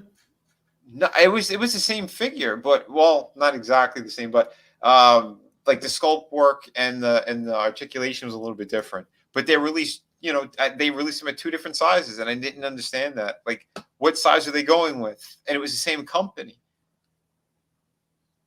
It didn't make any sense to me. And they didn't continue either line. I think the ones that were slightly bigger, they might have released 2 more figures, and that was it. Pale Rider actually poses an interesting question here. What's that? So if Tarzan took over Wakanda, would he be the White Panther or Albino Panther? 8-Boy Panther or Cracker Panther? I'm going with Cracker Panther. I like that one. Yeah. Could he get sponsored by Cracker Barrel? Oh shit. they have the best brownies with the vanilla ice cream. Oh my god, that shit was so good.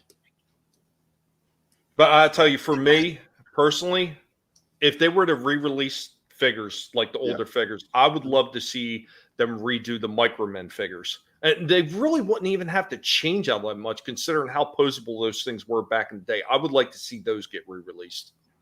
I think I'm with you on that. I'd probably pick those up. I would love to see the. I always called them the Knight series. I forget exactly what they were called, but they were like, there was like a Black Knight, a White Knight, a Red Knight, and I think it was a Blue Knight. Because I had the Black Knight with the horse. Oh, it's ringing some bells. Was that off of a cartoon as well? Yeah, well, it was part of the Microman and Micronauts. Oh, series. Okay. His name was like Baron Mordo or Baron something. But yeah, he was all the joints, like the top of his shoulders, his down at his thighs and hips, and his head, and actually the bottom half of his, like where his crotch and everything was, they were removable, and they had magnets in there. So that's how they had like a little metal ball on the end of the head and then the end of the arm sockets and the leg sockets. So you would just put these things in with magnets. And what you could do is you could take them apart, and you could take the head off the horse, who also had a magnet, and you could drop the top half of the body of the Baron guy onto the horse and turn it into a centaur, or you could pull the legs off the horse and put wheels on there and turn them into like a little chariot. Like, there were so many interesting things that they had with that when they brought it over. That is pretty cool.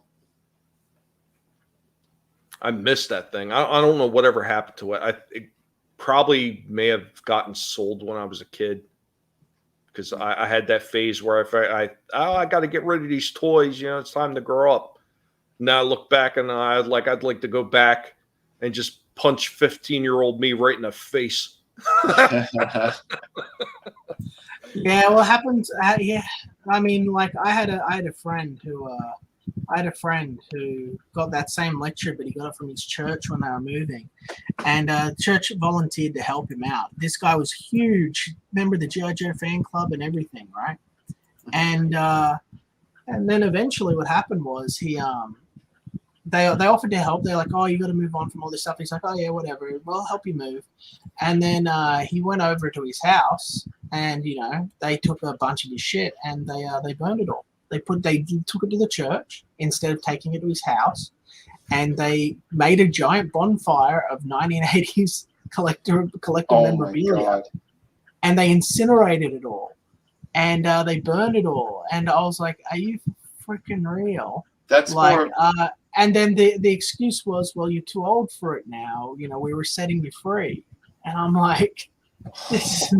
Like, you gotta leave that church, dude. It's bad. You know what? The Guinea Pig Collective is going to start a new hashtag for that. That's called retro abuse, and we're not going to tolerate it. That's it.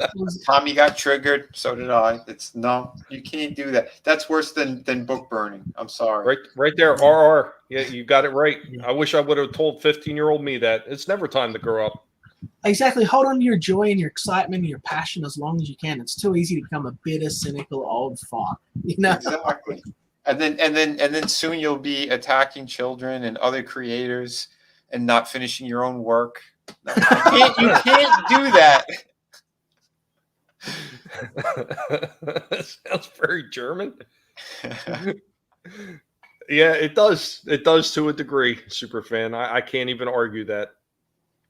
It's a shame, though. I mean, there's so many things that you can take pride in, like from when you were a kid, and you can take joy in, and they just want to suck the life out of it now. Yeah. And like that part of, oh, well, you got to grow up, you got to get rid of the childish things. No. Why do you? Because when you grow up, 9 times out of 10, you just wind up collecting other shit. Exactly. And if it's something that makes you happy or inspires you, why would you turn your back on that? Yeah, and let me get this right. So it's okay to collect teapots and old china. That's totally That's totally cool. Uh-huh. But you can't collect. Oh, and you can collect statues of like old men and women standing in ancient clothes, next to porcelain chickens. That's fine. But you can't collect action figures or comic book statues. That's like you got to grow up. But, doesn't make sense. Shit, you see, Shifty gives that's like my mom giving away all my He-Man figures when I was 6 because my mom heard Pat Robertson say Motu was satanic on the 700 Club. The 700 Club. God, there was another thing I couldn't stand. What's the 700 Club? The 700 Club is basically how would you say that, Vinny? It was was it like a religious sit down show? Yeah, it was like a religious group. There's a word for it, and I'm just blanking on it right now. But it was one of those foundations, and they would get together and they would preach to people, and they were like, rah rah, and go out and destroy their kids' livelihoods, and yeah, it's just stupid shit, man. Other crazy people. Comic statues, nice. Yeah, I was never big into the statues myself. I have a couple, but I was more into the figures and everything, especially when it came to Transformers. Like that was one of the things I never even tried to sell. I was so dumb when I was younger that I sold a bunch of my Battlestar Galactica figures. I sold almost all my Star Wars figures like an idiot. The bunch of the old die-cast Star Wars vehicles they had, I sold all of them like a dope. But the Transformers, I never sold. And I never sold my G.I. Joes either. Mm-hmm. Well, that's good. For me, I never really had any of this stuff growing up properly. My friends did. I was sort of too poor. And but I always loved this stuff. And so when I became an adult and I, had a sudden influx of wealth, of prosperity, I guess is a bit better word. I was just like, hey, yes, I'm gonna do this. I'm gonna just gonna get everything I ever wanted that I never could have before. And that's what my little shrine of everything from Monster in my pocket to Voltron is all about. It's just unrealized stuff. Right, because here's the great thing. It's now that we're adults and these things are being remade by different companies and stuff. They're better than what they were in the 80s. And now we have more articulation. We got better paint application, more accurate to what they were supposed to be. So it's hard not to pick up this stuff too, especially, like you said, you couldn't get them back then, or if for some reason they were destroyed, or you just don't have them. And it's like, oh no, dude, these look fucking fantastic. Yeah, let me collect them. Let me get them. And what I was saying too, my cousin was huge into the statues and stuff, and he first started getting a couple Hot Toys here and there afterwards, and he would mix it up, but he would always lean back into the statues. He's got so many of them; they're massive. They look unbelievable.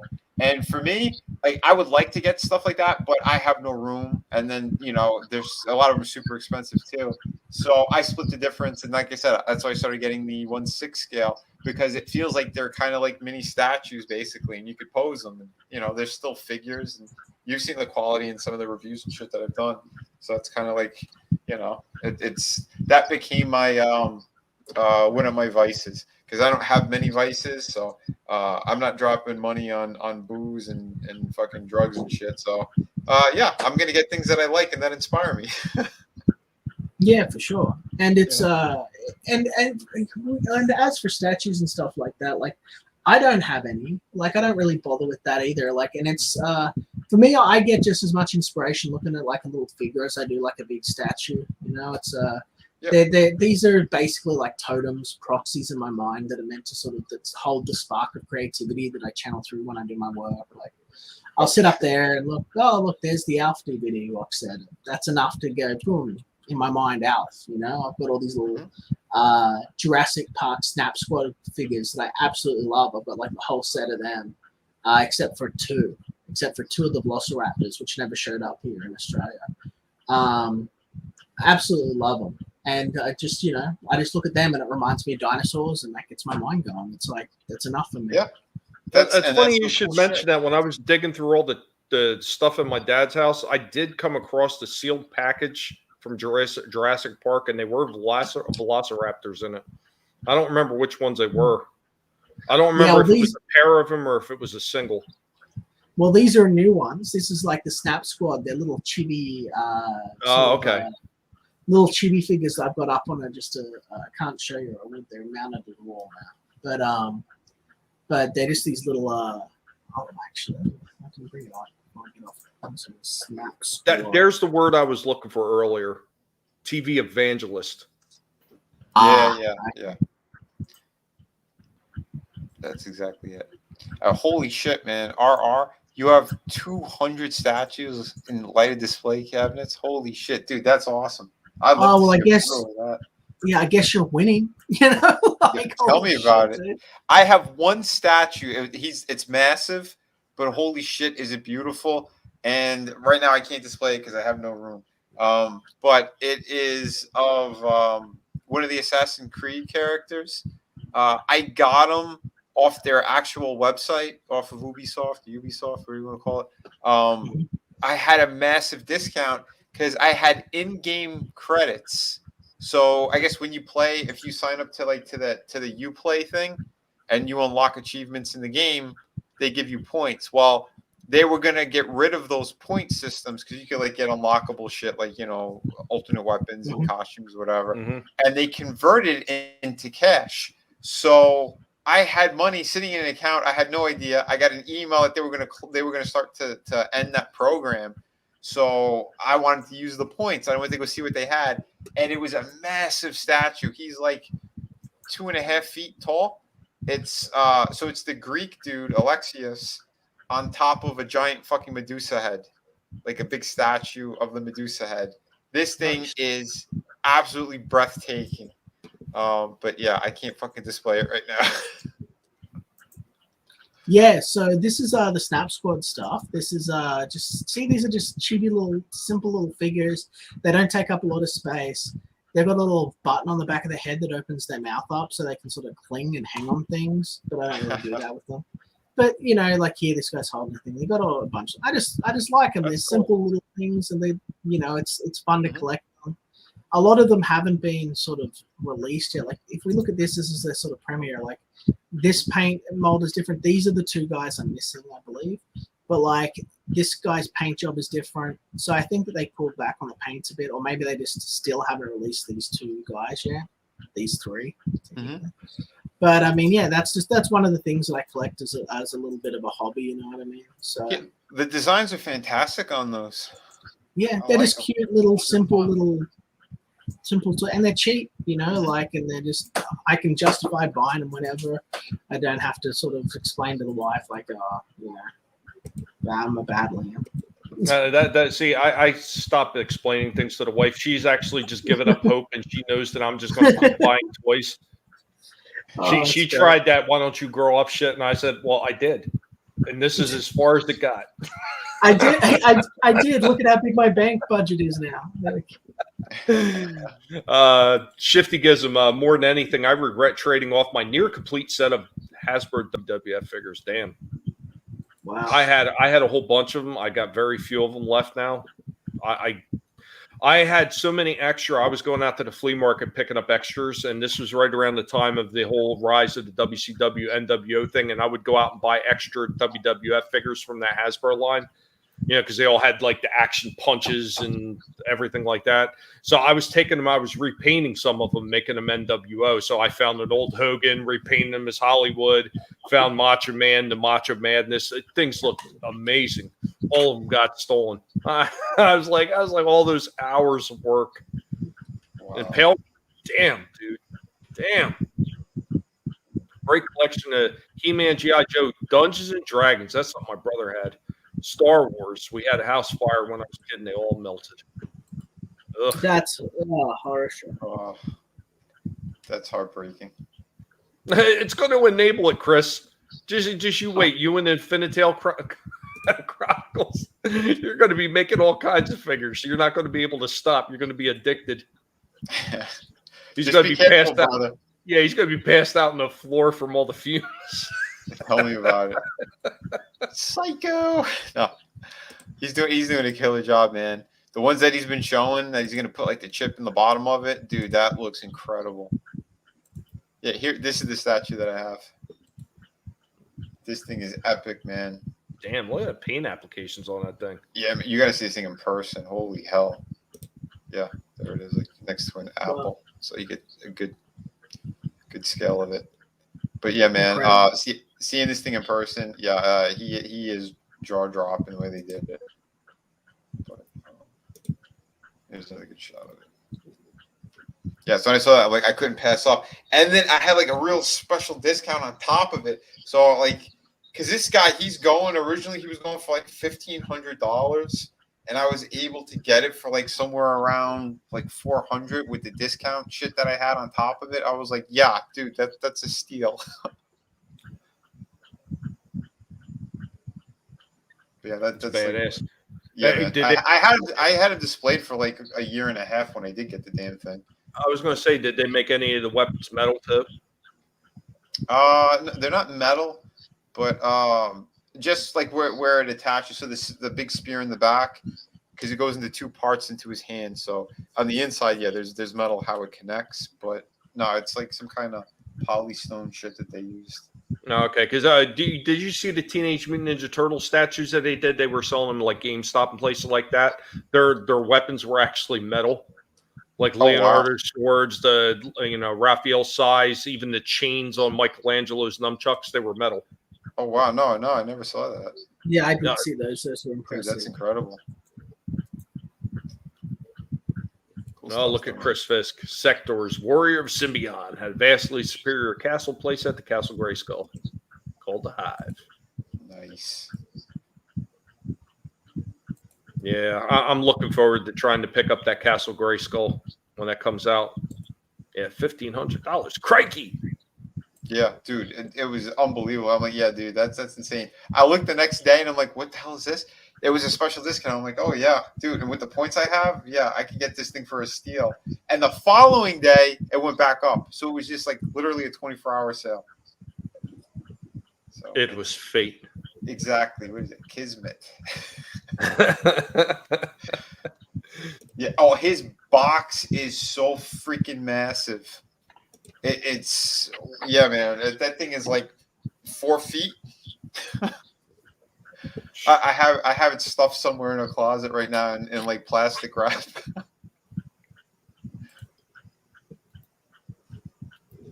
No, not the comics.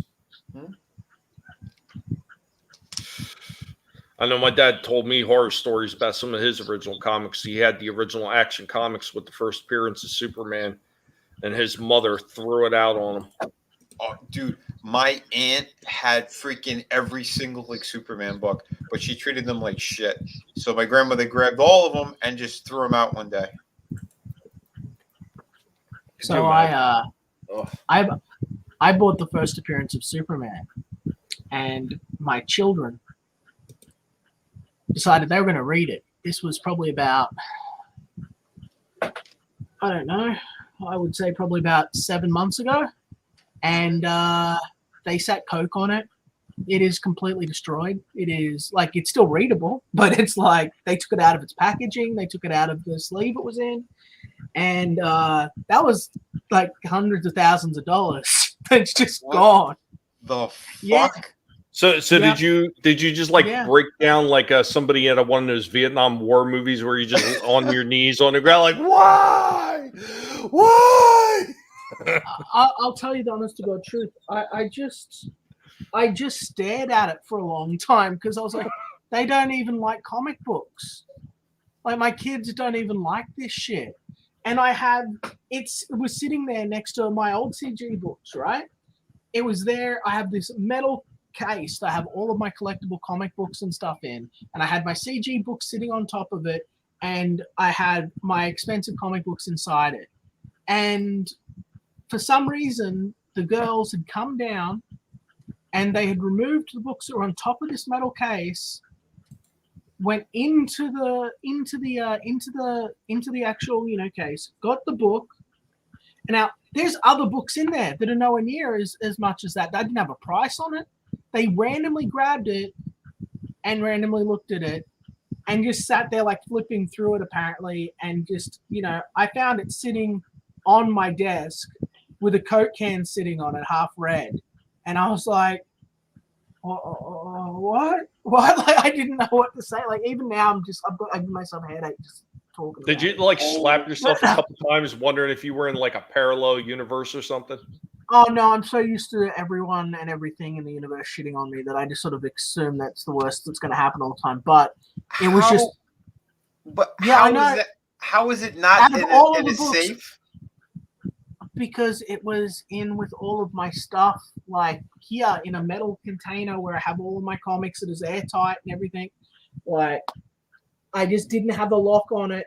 And what I don't understand is, like, I had a ton of other shit in there too, but they could have got any. Like, it wasn't like at the front even. It wasn't like they had to have gone through and just randomly picked one. And I'm just like, are you fucking? At first I got really mad. At first I got really, I was stressed out, and then I'm stressed out thinking about it now, but I got really mad. I was like, that's a piece of history. And it's like, you girls don't even like comic books. What? Like, you don't even like this shit. Like, that's the most expensive thing I owned that wasn't a vehicle, like, oh, let's change the subject. I'm stressing out about it again. Well, if you ever find yourself in a situation like that again, here's the perfect way to deal with those kids. And this is what I did to my daughter when she used to get into all my stuff and try to ruin my stuff.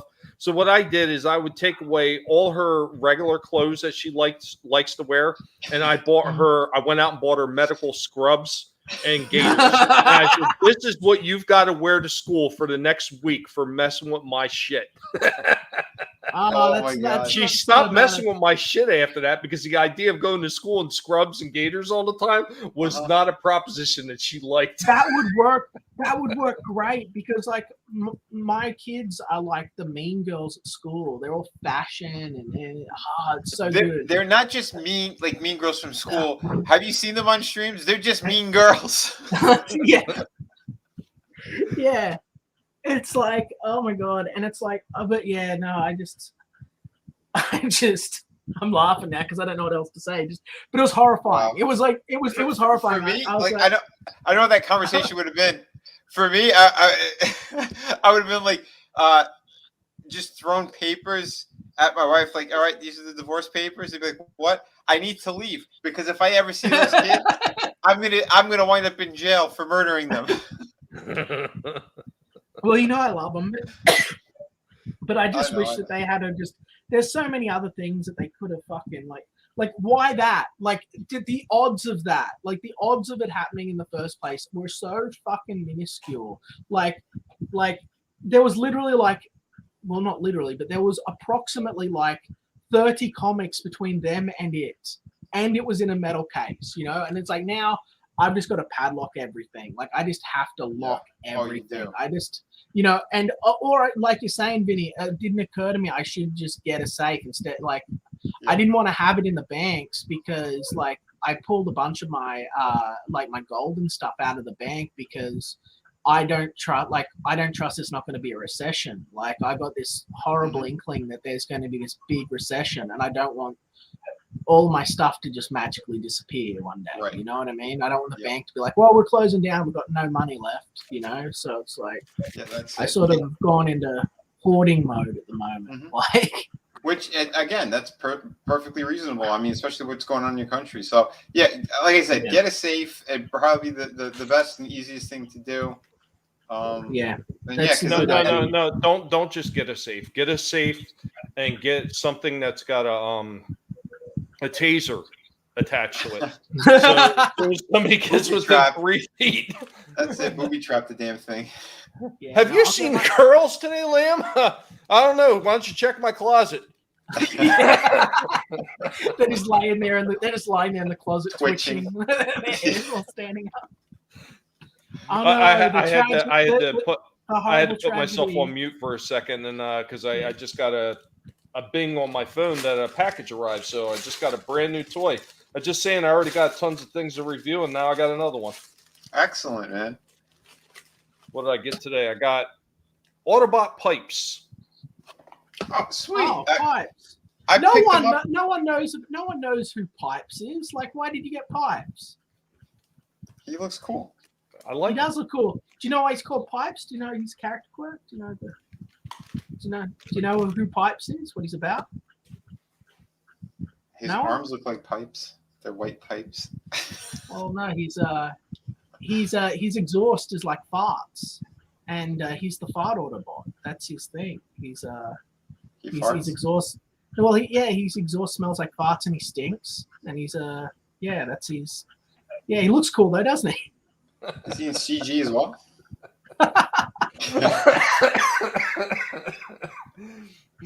I had to get that one because one of the very first when they branded into Transformers, the very first they released the mini bots first. So the very first mini bot I got wound up being Huffer because they didn't have Cliff Jumper or Wind Charger on the racks. Mm-hmm. So I wound up getting. Well, I'll get the orange truck. So I like when him. they I think came he's out got a with cool pipes, design. yeah, when they came out with pipes, I was like, I got to get him too because it was a redesign of the Huffer figure, and that was my first one, so I had to get it. Cool, man. Yeah, it's pretty nice. I told you the worst one. I don't know if you reviewed him yet. The Camaro. What the fuck's his name? The blue one. Blue Streak. Blue Street. Was that it? No, wait a minute. No, not Blue Street. Tracks. Tracks. That's the worst figure that they've made. Well, I got the other one in. I told you the Road Rage figure, the Target exclusive, the red version. Yeah, That's supposed to be a female. I wasn't sure how much they changed. I'm sorry about that. it's okay. They did do a whole new head sculpt for it, so it's got a more female looking face like it should. Did you transform that thing yet? No, I didn't even take it out of the box yet. Oh. I was too busy with all the other stuff. Like I had that last week. I had what was it? Last week I had the Quintesson, the Quintesson pit, and I was doing that like a few hours before we were going to go live. So I was finishing it up. I'm sitting there. I'm uploading one part because it broke down into 4 parts to upload on StreamYard. So I've got like part 1 or 2 uploading as I'm shooting the next part. Mm-hmm. Yeah, dude, I remember. But dude, I cannot wait for you to review that because I want to hear every curse because you're gonna flip out when you freaking try to transform that stupid thing. The legs are the worst part of that toy. And again, I think the robot mode sucks ass. His car mode's fantastic. He's staying in car mode. What a piece of shit of a figure. Well, I don't know. We kind of had differing opinions on the Bumblebee. I hated how cheap the Bumblebee figure felt to me. Yeah, you said how it felt, but it's still it still looked good in robot mode and in vehicle mode. Yeah, it did. It did. I just had a problem keeping mine in vehicle form because there was the tabs on the back that kept popping off the Bumblebee.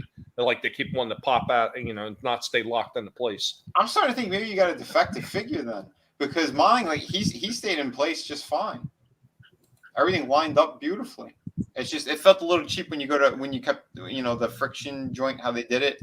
When you go to flip it over, that it would pop off. Other than that, he clipped everything clipped together fine. Like his vehicle mode was great. Nothing ever popped back off, and the robot mode looked great. No, maybe I did get a bad one. It's not like I can go out and get another one now. Those things flew off the shelves and they disappeared quick. Shit, man. Yeah, same here. I saw it twice. That was it. Oh yeah, Pipes he was a junker. Mm-hmm. That's what his story was. Yeah, one being's junk is another's art. Yeah, Liam, I have a whole book with all their freaking bios and everything. Which is awesome. That is cool. I had to. I've got about 4 Transformers books. Then I've got piles of the older IDW stuff. Then I've got some of the reprints of the original Transformers comics from Marvel. I got a few of the Dreamwave ones. And I even got one that's in a manga form from IDW.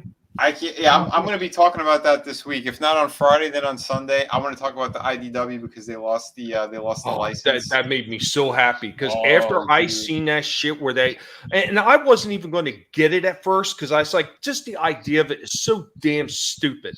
Doing a crossover of My Little Pony and Transformers, just the idea that just like melts my brain cells. Yeah. But when I was up north, I stopped at my buddy's shop and we're talking about it. And he said, dude, you have to read it yourself. And I was like, do I really though? Do I really? And he said, you got to read how stupid it is. I was, all right, fine, Chad. I'll get the damn thing and read it. And you know what? He was absolutely right. He didn't disappoint in that aspect. It was the stupidest shit I think I've ever read with a Transformers name on it. I was like, oh no.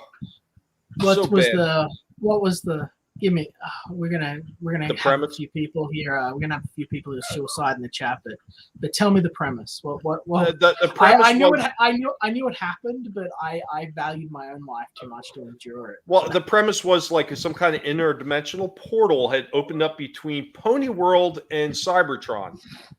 And they kind of like went cross society, like the Decepticons went across thinking that they could like poach the power from there or something. And Autobots came and drove them off. And then the ponies and the Autobots came back to Cybertron to try to help stop Megatron because they needed the power of the ponies to help them do that. And I was like, oh my aching back. Wow. So have you guys did they just like, I don't know, they just step on the ponies? Like, well, if I remember correctly, because I read through it once and that was more than enough, and I threw it on the shelf and never wanted to look at it again. But I'm pretty sure that they were doing sparkly magic and driving the Decepticons off. Sparkly magic. They were shooting fart rainbows out or something. I don't know. Starscream was right. Yeah, Starscream was a bit worried about the way the sparkles and everything made him feel deep down, so he had to go. He couldn't be around. I was going to say, was Pipes in that issue? I don't recall seeing them. Sparkly gas. But there was a lot of, of course, that's IDW. They were doing everybody's got, if it's a female Autobot, they got to be bisexual or they got to be straight lesbian. And like, yeah, okay. Which again, Transformers weren't having sex. Not as far as we know. Yeah. They're robots. They're robots. They're robots. They're freaking robots. They're built by, we know how they reproduce, and it's not by smashing their chassis together. It wasn't by creating more sparks. There you go. Yeah, Chris. Tommy just described a story that sounds like what happens when you let your little sister play Transformers with you. Exactly. Exactly. Yeah, Luffy, I do recall it. I didn't pick it up, but yeah, Transformers, they did a great crossover with G.I. Joe set in World War II in the comics. There was one I wanted to pick up by IDW, and I have yet to be lucky enough to find it in trade paperback. I'm always on the look for it, but they had one with Bumblebee, and it was called Hearts of Steel or Hearts of Iron or something like that. And Bumblebee was a locomotive. Okay. Interesting. But it's set in like in that World War II type era, I believe. Mm-hmm. It looked interesting. I think the concept art looked interesting. So I was like, huh. Yeah, I've been looking for it. One of these days I'll find it. Yeah. Because, I mean, I think that's one thing a lot of people miss. The IDW did some decent stories early on. Like they did an origin story for Megatron, which did not counter Sunbow. It didn't really. Because, to an extent, okay, we're rising up against the patriarchy, But the idea that he was just a lowly worker, a miner, who rose up and wound up fighting in battle, the arenas, the battle arenas, like the same thing that they touched on in the original comics. They touched on it in the cartoons. Right. So it kind of played into the mythos of Megatron while unfortunately adding some stupid shit that didn't necessarily have to be there. But I mean, I thought it was interesting. I didn't think it was horrible. Okay. But some of the other stuff was really good. Well, early on, they had, what's his name? Pat Lee, right? Wasn't he the one doing the artwork? Yeah. Yeah. And was it Udon Studios? They did good work. Yeah. So I got to say early on, yeah, I could agree with you on that. But Well, I remember one of the first conversations Liam and I were having when we reconnected over here. He had told me and he showed me about the gay Autobots. Mm-hmm. And I was like, "You're full of shit." He's like, "No." And he pulled it up and he showed me the pages. I was like, "Holy shit." Yeah, they actually hit on IDW, and this is like towards the end of the run when it was starting to go really bad, is they had a Chrome Dome, and I think it was it Eject or was it Rewind? I forget which one of the little mini tapes it was, but they had some kind of love fest between the two of them. Oh, love. It was kind of disturbing. And then they had Cyclonus, who was unaffiliated in their version because he was an ancient Cybertronian. He had some kind of relationship with oh god, which one was it? It was one of the mini bots from like the third release of the mini bots. I think it was it wasn't Swerve.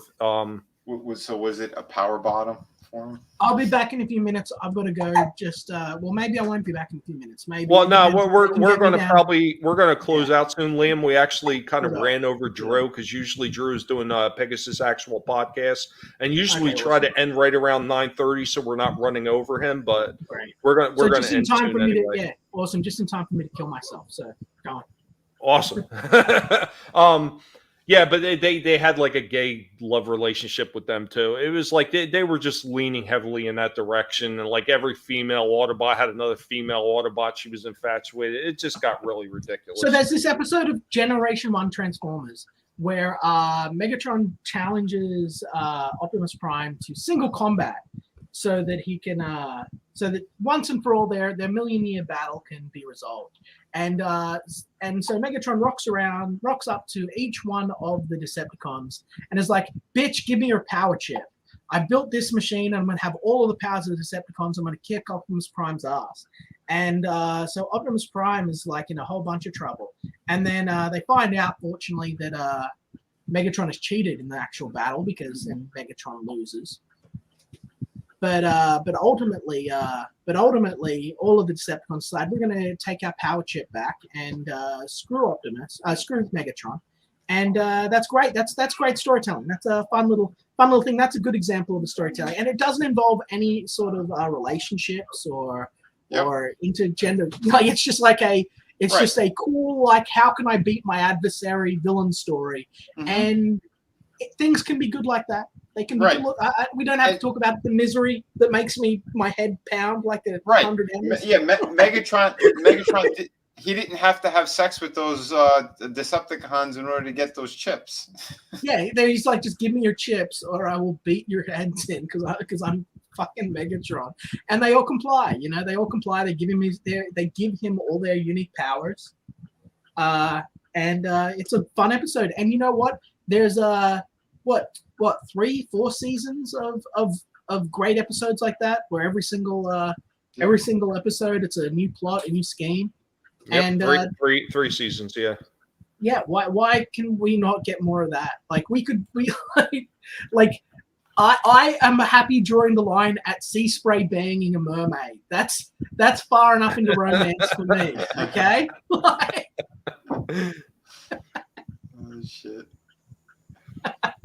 But yeah, sorry. I just we get sucked into all the negative stuff, and I just wanted to take a minute to say like this stuff it can be good. It doesn't need to be just all identity politics and who's having sex with who.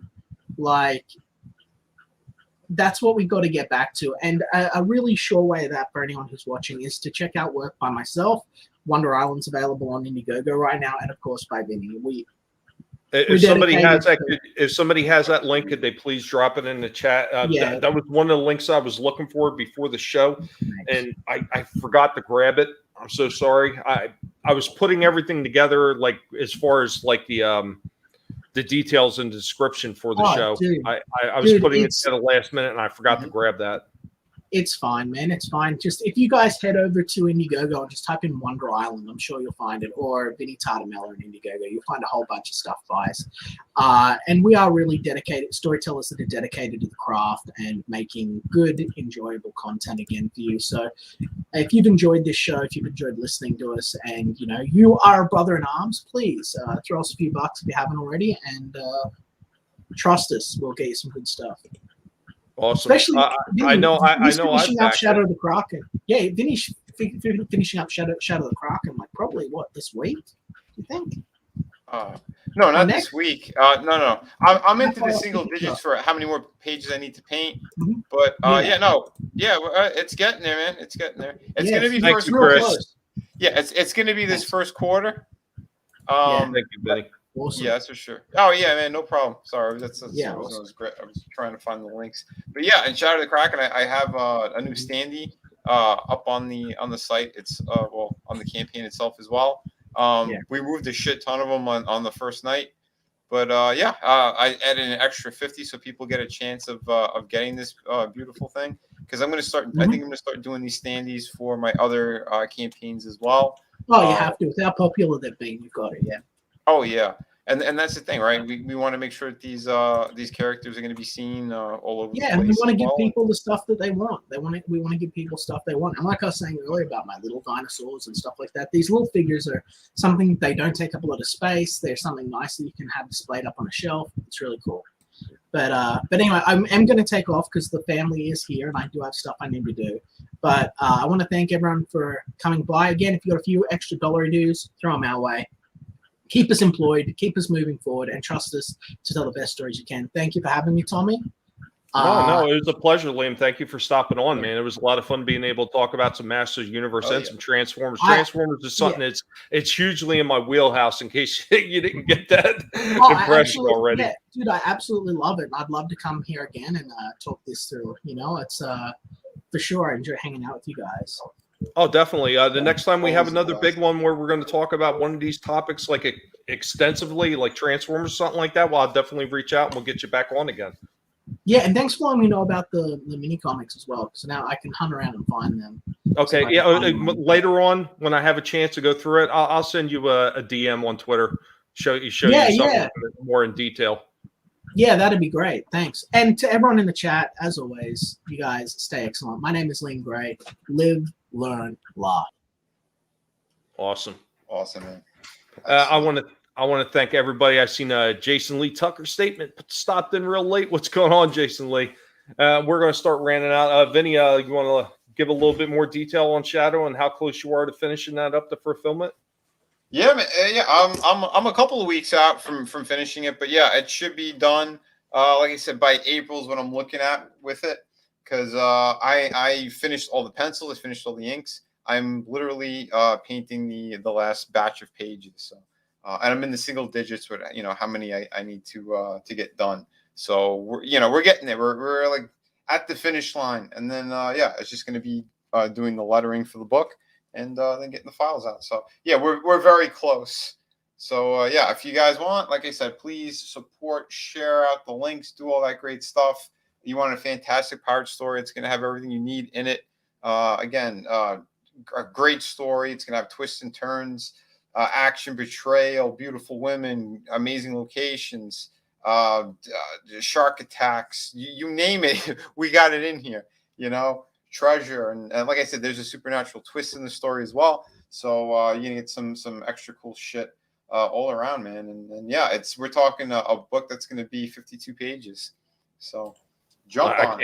I can't wait to see that. I've already backed it for me and my brother. Awesome, man, dude, and I appreciate it. I can't wait to see this thing. I can't wait to read it. I can't wait to review it. It's going to be a lot of fun. If you guys haven't, make sure you stop by and check out Shadow of the Kraken. And make sure you check out Wonder Island as well. And while you're at it, why haven't you checked out Red Gaze? Why haven't you checked out Nerium? Why haven't you checked out Chris Fisk? Chris, why is your book not sitting in the chat too? That one's being shipped out immediately. And don't forget, Vinny already has other books that are ready to be shipped out immediately. He's got City of Venus. He's got Through the Woods. Jump on these things. Remember, Through the Woods, once that's gone, he's not going back to printing that hardcover again. Yeah, hardcovers. Yeah, that thing, literally a ton of books is what I printed with that. Yeah, we had 2,000 pounds of books basically, and yeah, we're almost out of those things. We have we're on the last 140 or something like that. But yeah, get them now. Get them while they're hot. Get them while they're hot, like I right said, off the presses. Yeah, if I do any more conventions and stuff, I will be bringing them there as well. So yeah, man, we're looking to move product. Damn it, when they're gone, they're gone. That's right. So make sure you get on. Vinnie, I want to thank you again. It's always a pleasure to be able to do these with you. We always get to have so much fun. And I want to thank every single person that stopped by in the chat today. I'm not going to mention you all because there were so many of you, and I appreciate it. Even the last people pop in. I seen Ashley popped in. What's going on? Welcome. Nice. You guys are amazing. You know, without you guys, we can't come up here and have the fun that we're having. It's about time you popped that into the chat, Chris. You had all stream to pop that in the chat. You know you're welcome to put that in there anytime. Don't make me beat you. Come on now. Don't forget, tomorrow at 5 o'clock, I'm going to be having my Friday stream. You know, Chris and Tommy should be there. And yeah, we're going to have Raven Monroe back on as well. A couple other surprises. And yeah, we're going to continue some great conversations. You know, we got a couple of good topics, and I'll come up with a nice title card for it as well. So awesome. So make sure you stop by Friday, and don't forget about the Sunday stream as well. That's right. Sunday streamer. It's longer and a little more crazy, but yeah. So yeah. And everybody likes it when it's longer. And yeah, get them like you were running from getting a booster. Absolutely. Guys, thank you so much. And we will be back again next week. Don't forget on Monday, Retro Discussions, Old School, 6 p.m. Eastern. And be sure to check out all our friends on United Underground. And we're going to see you next time. Later, y'all. Peace.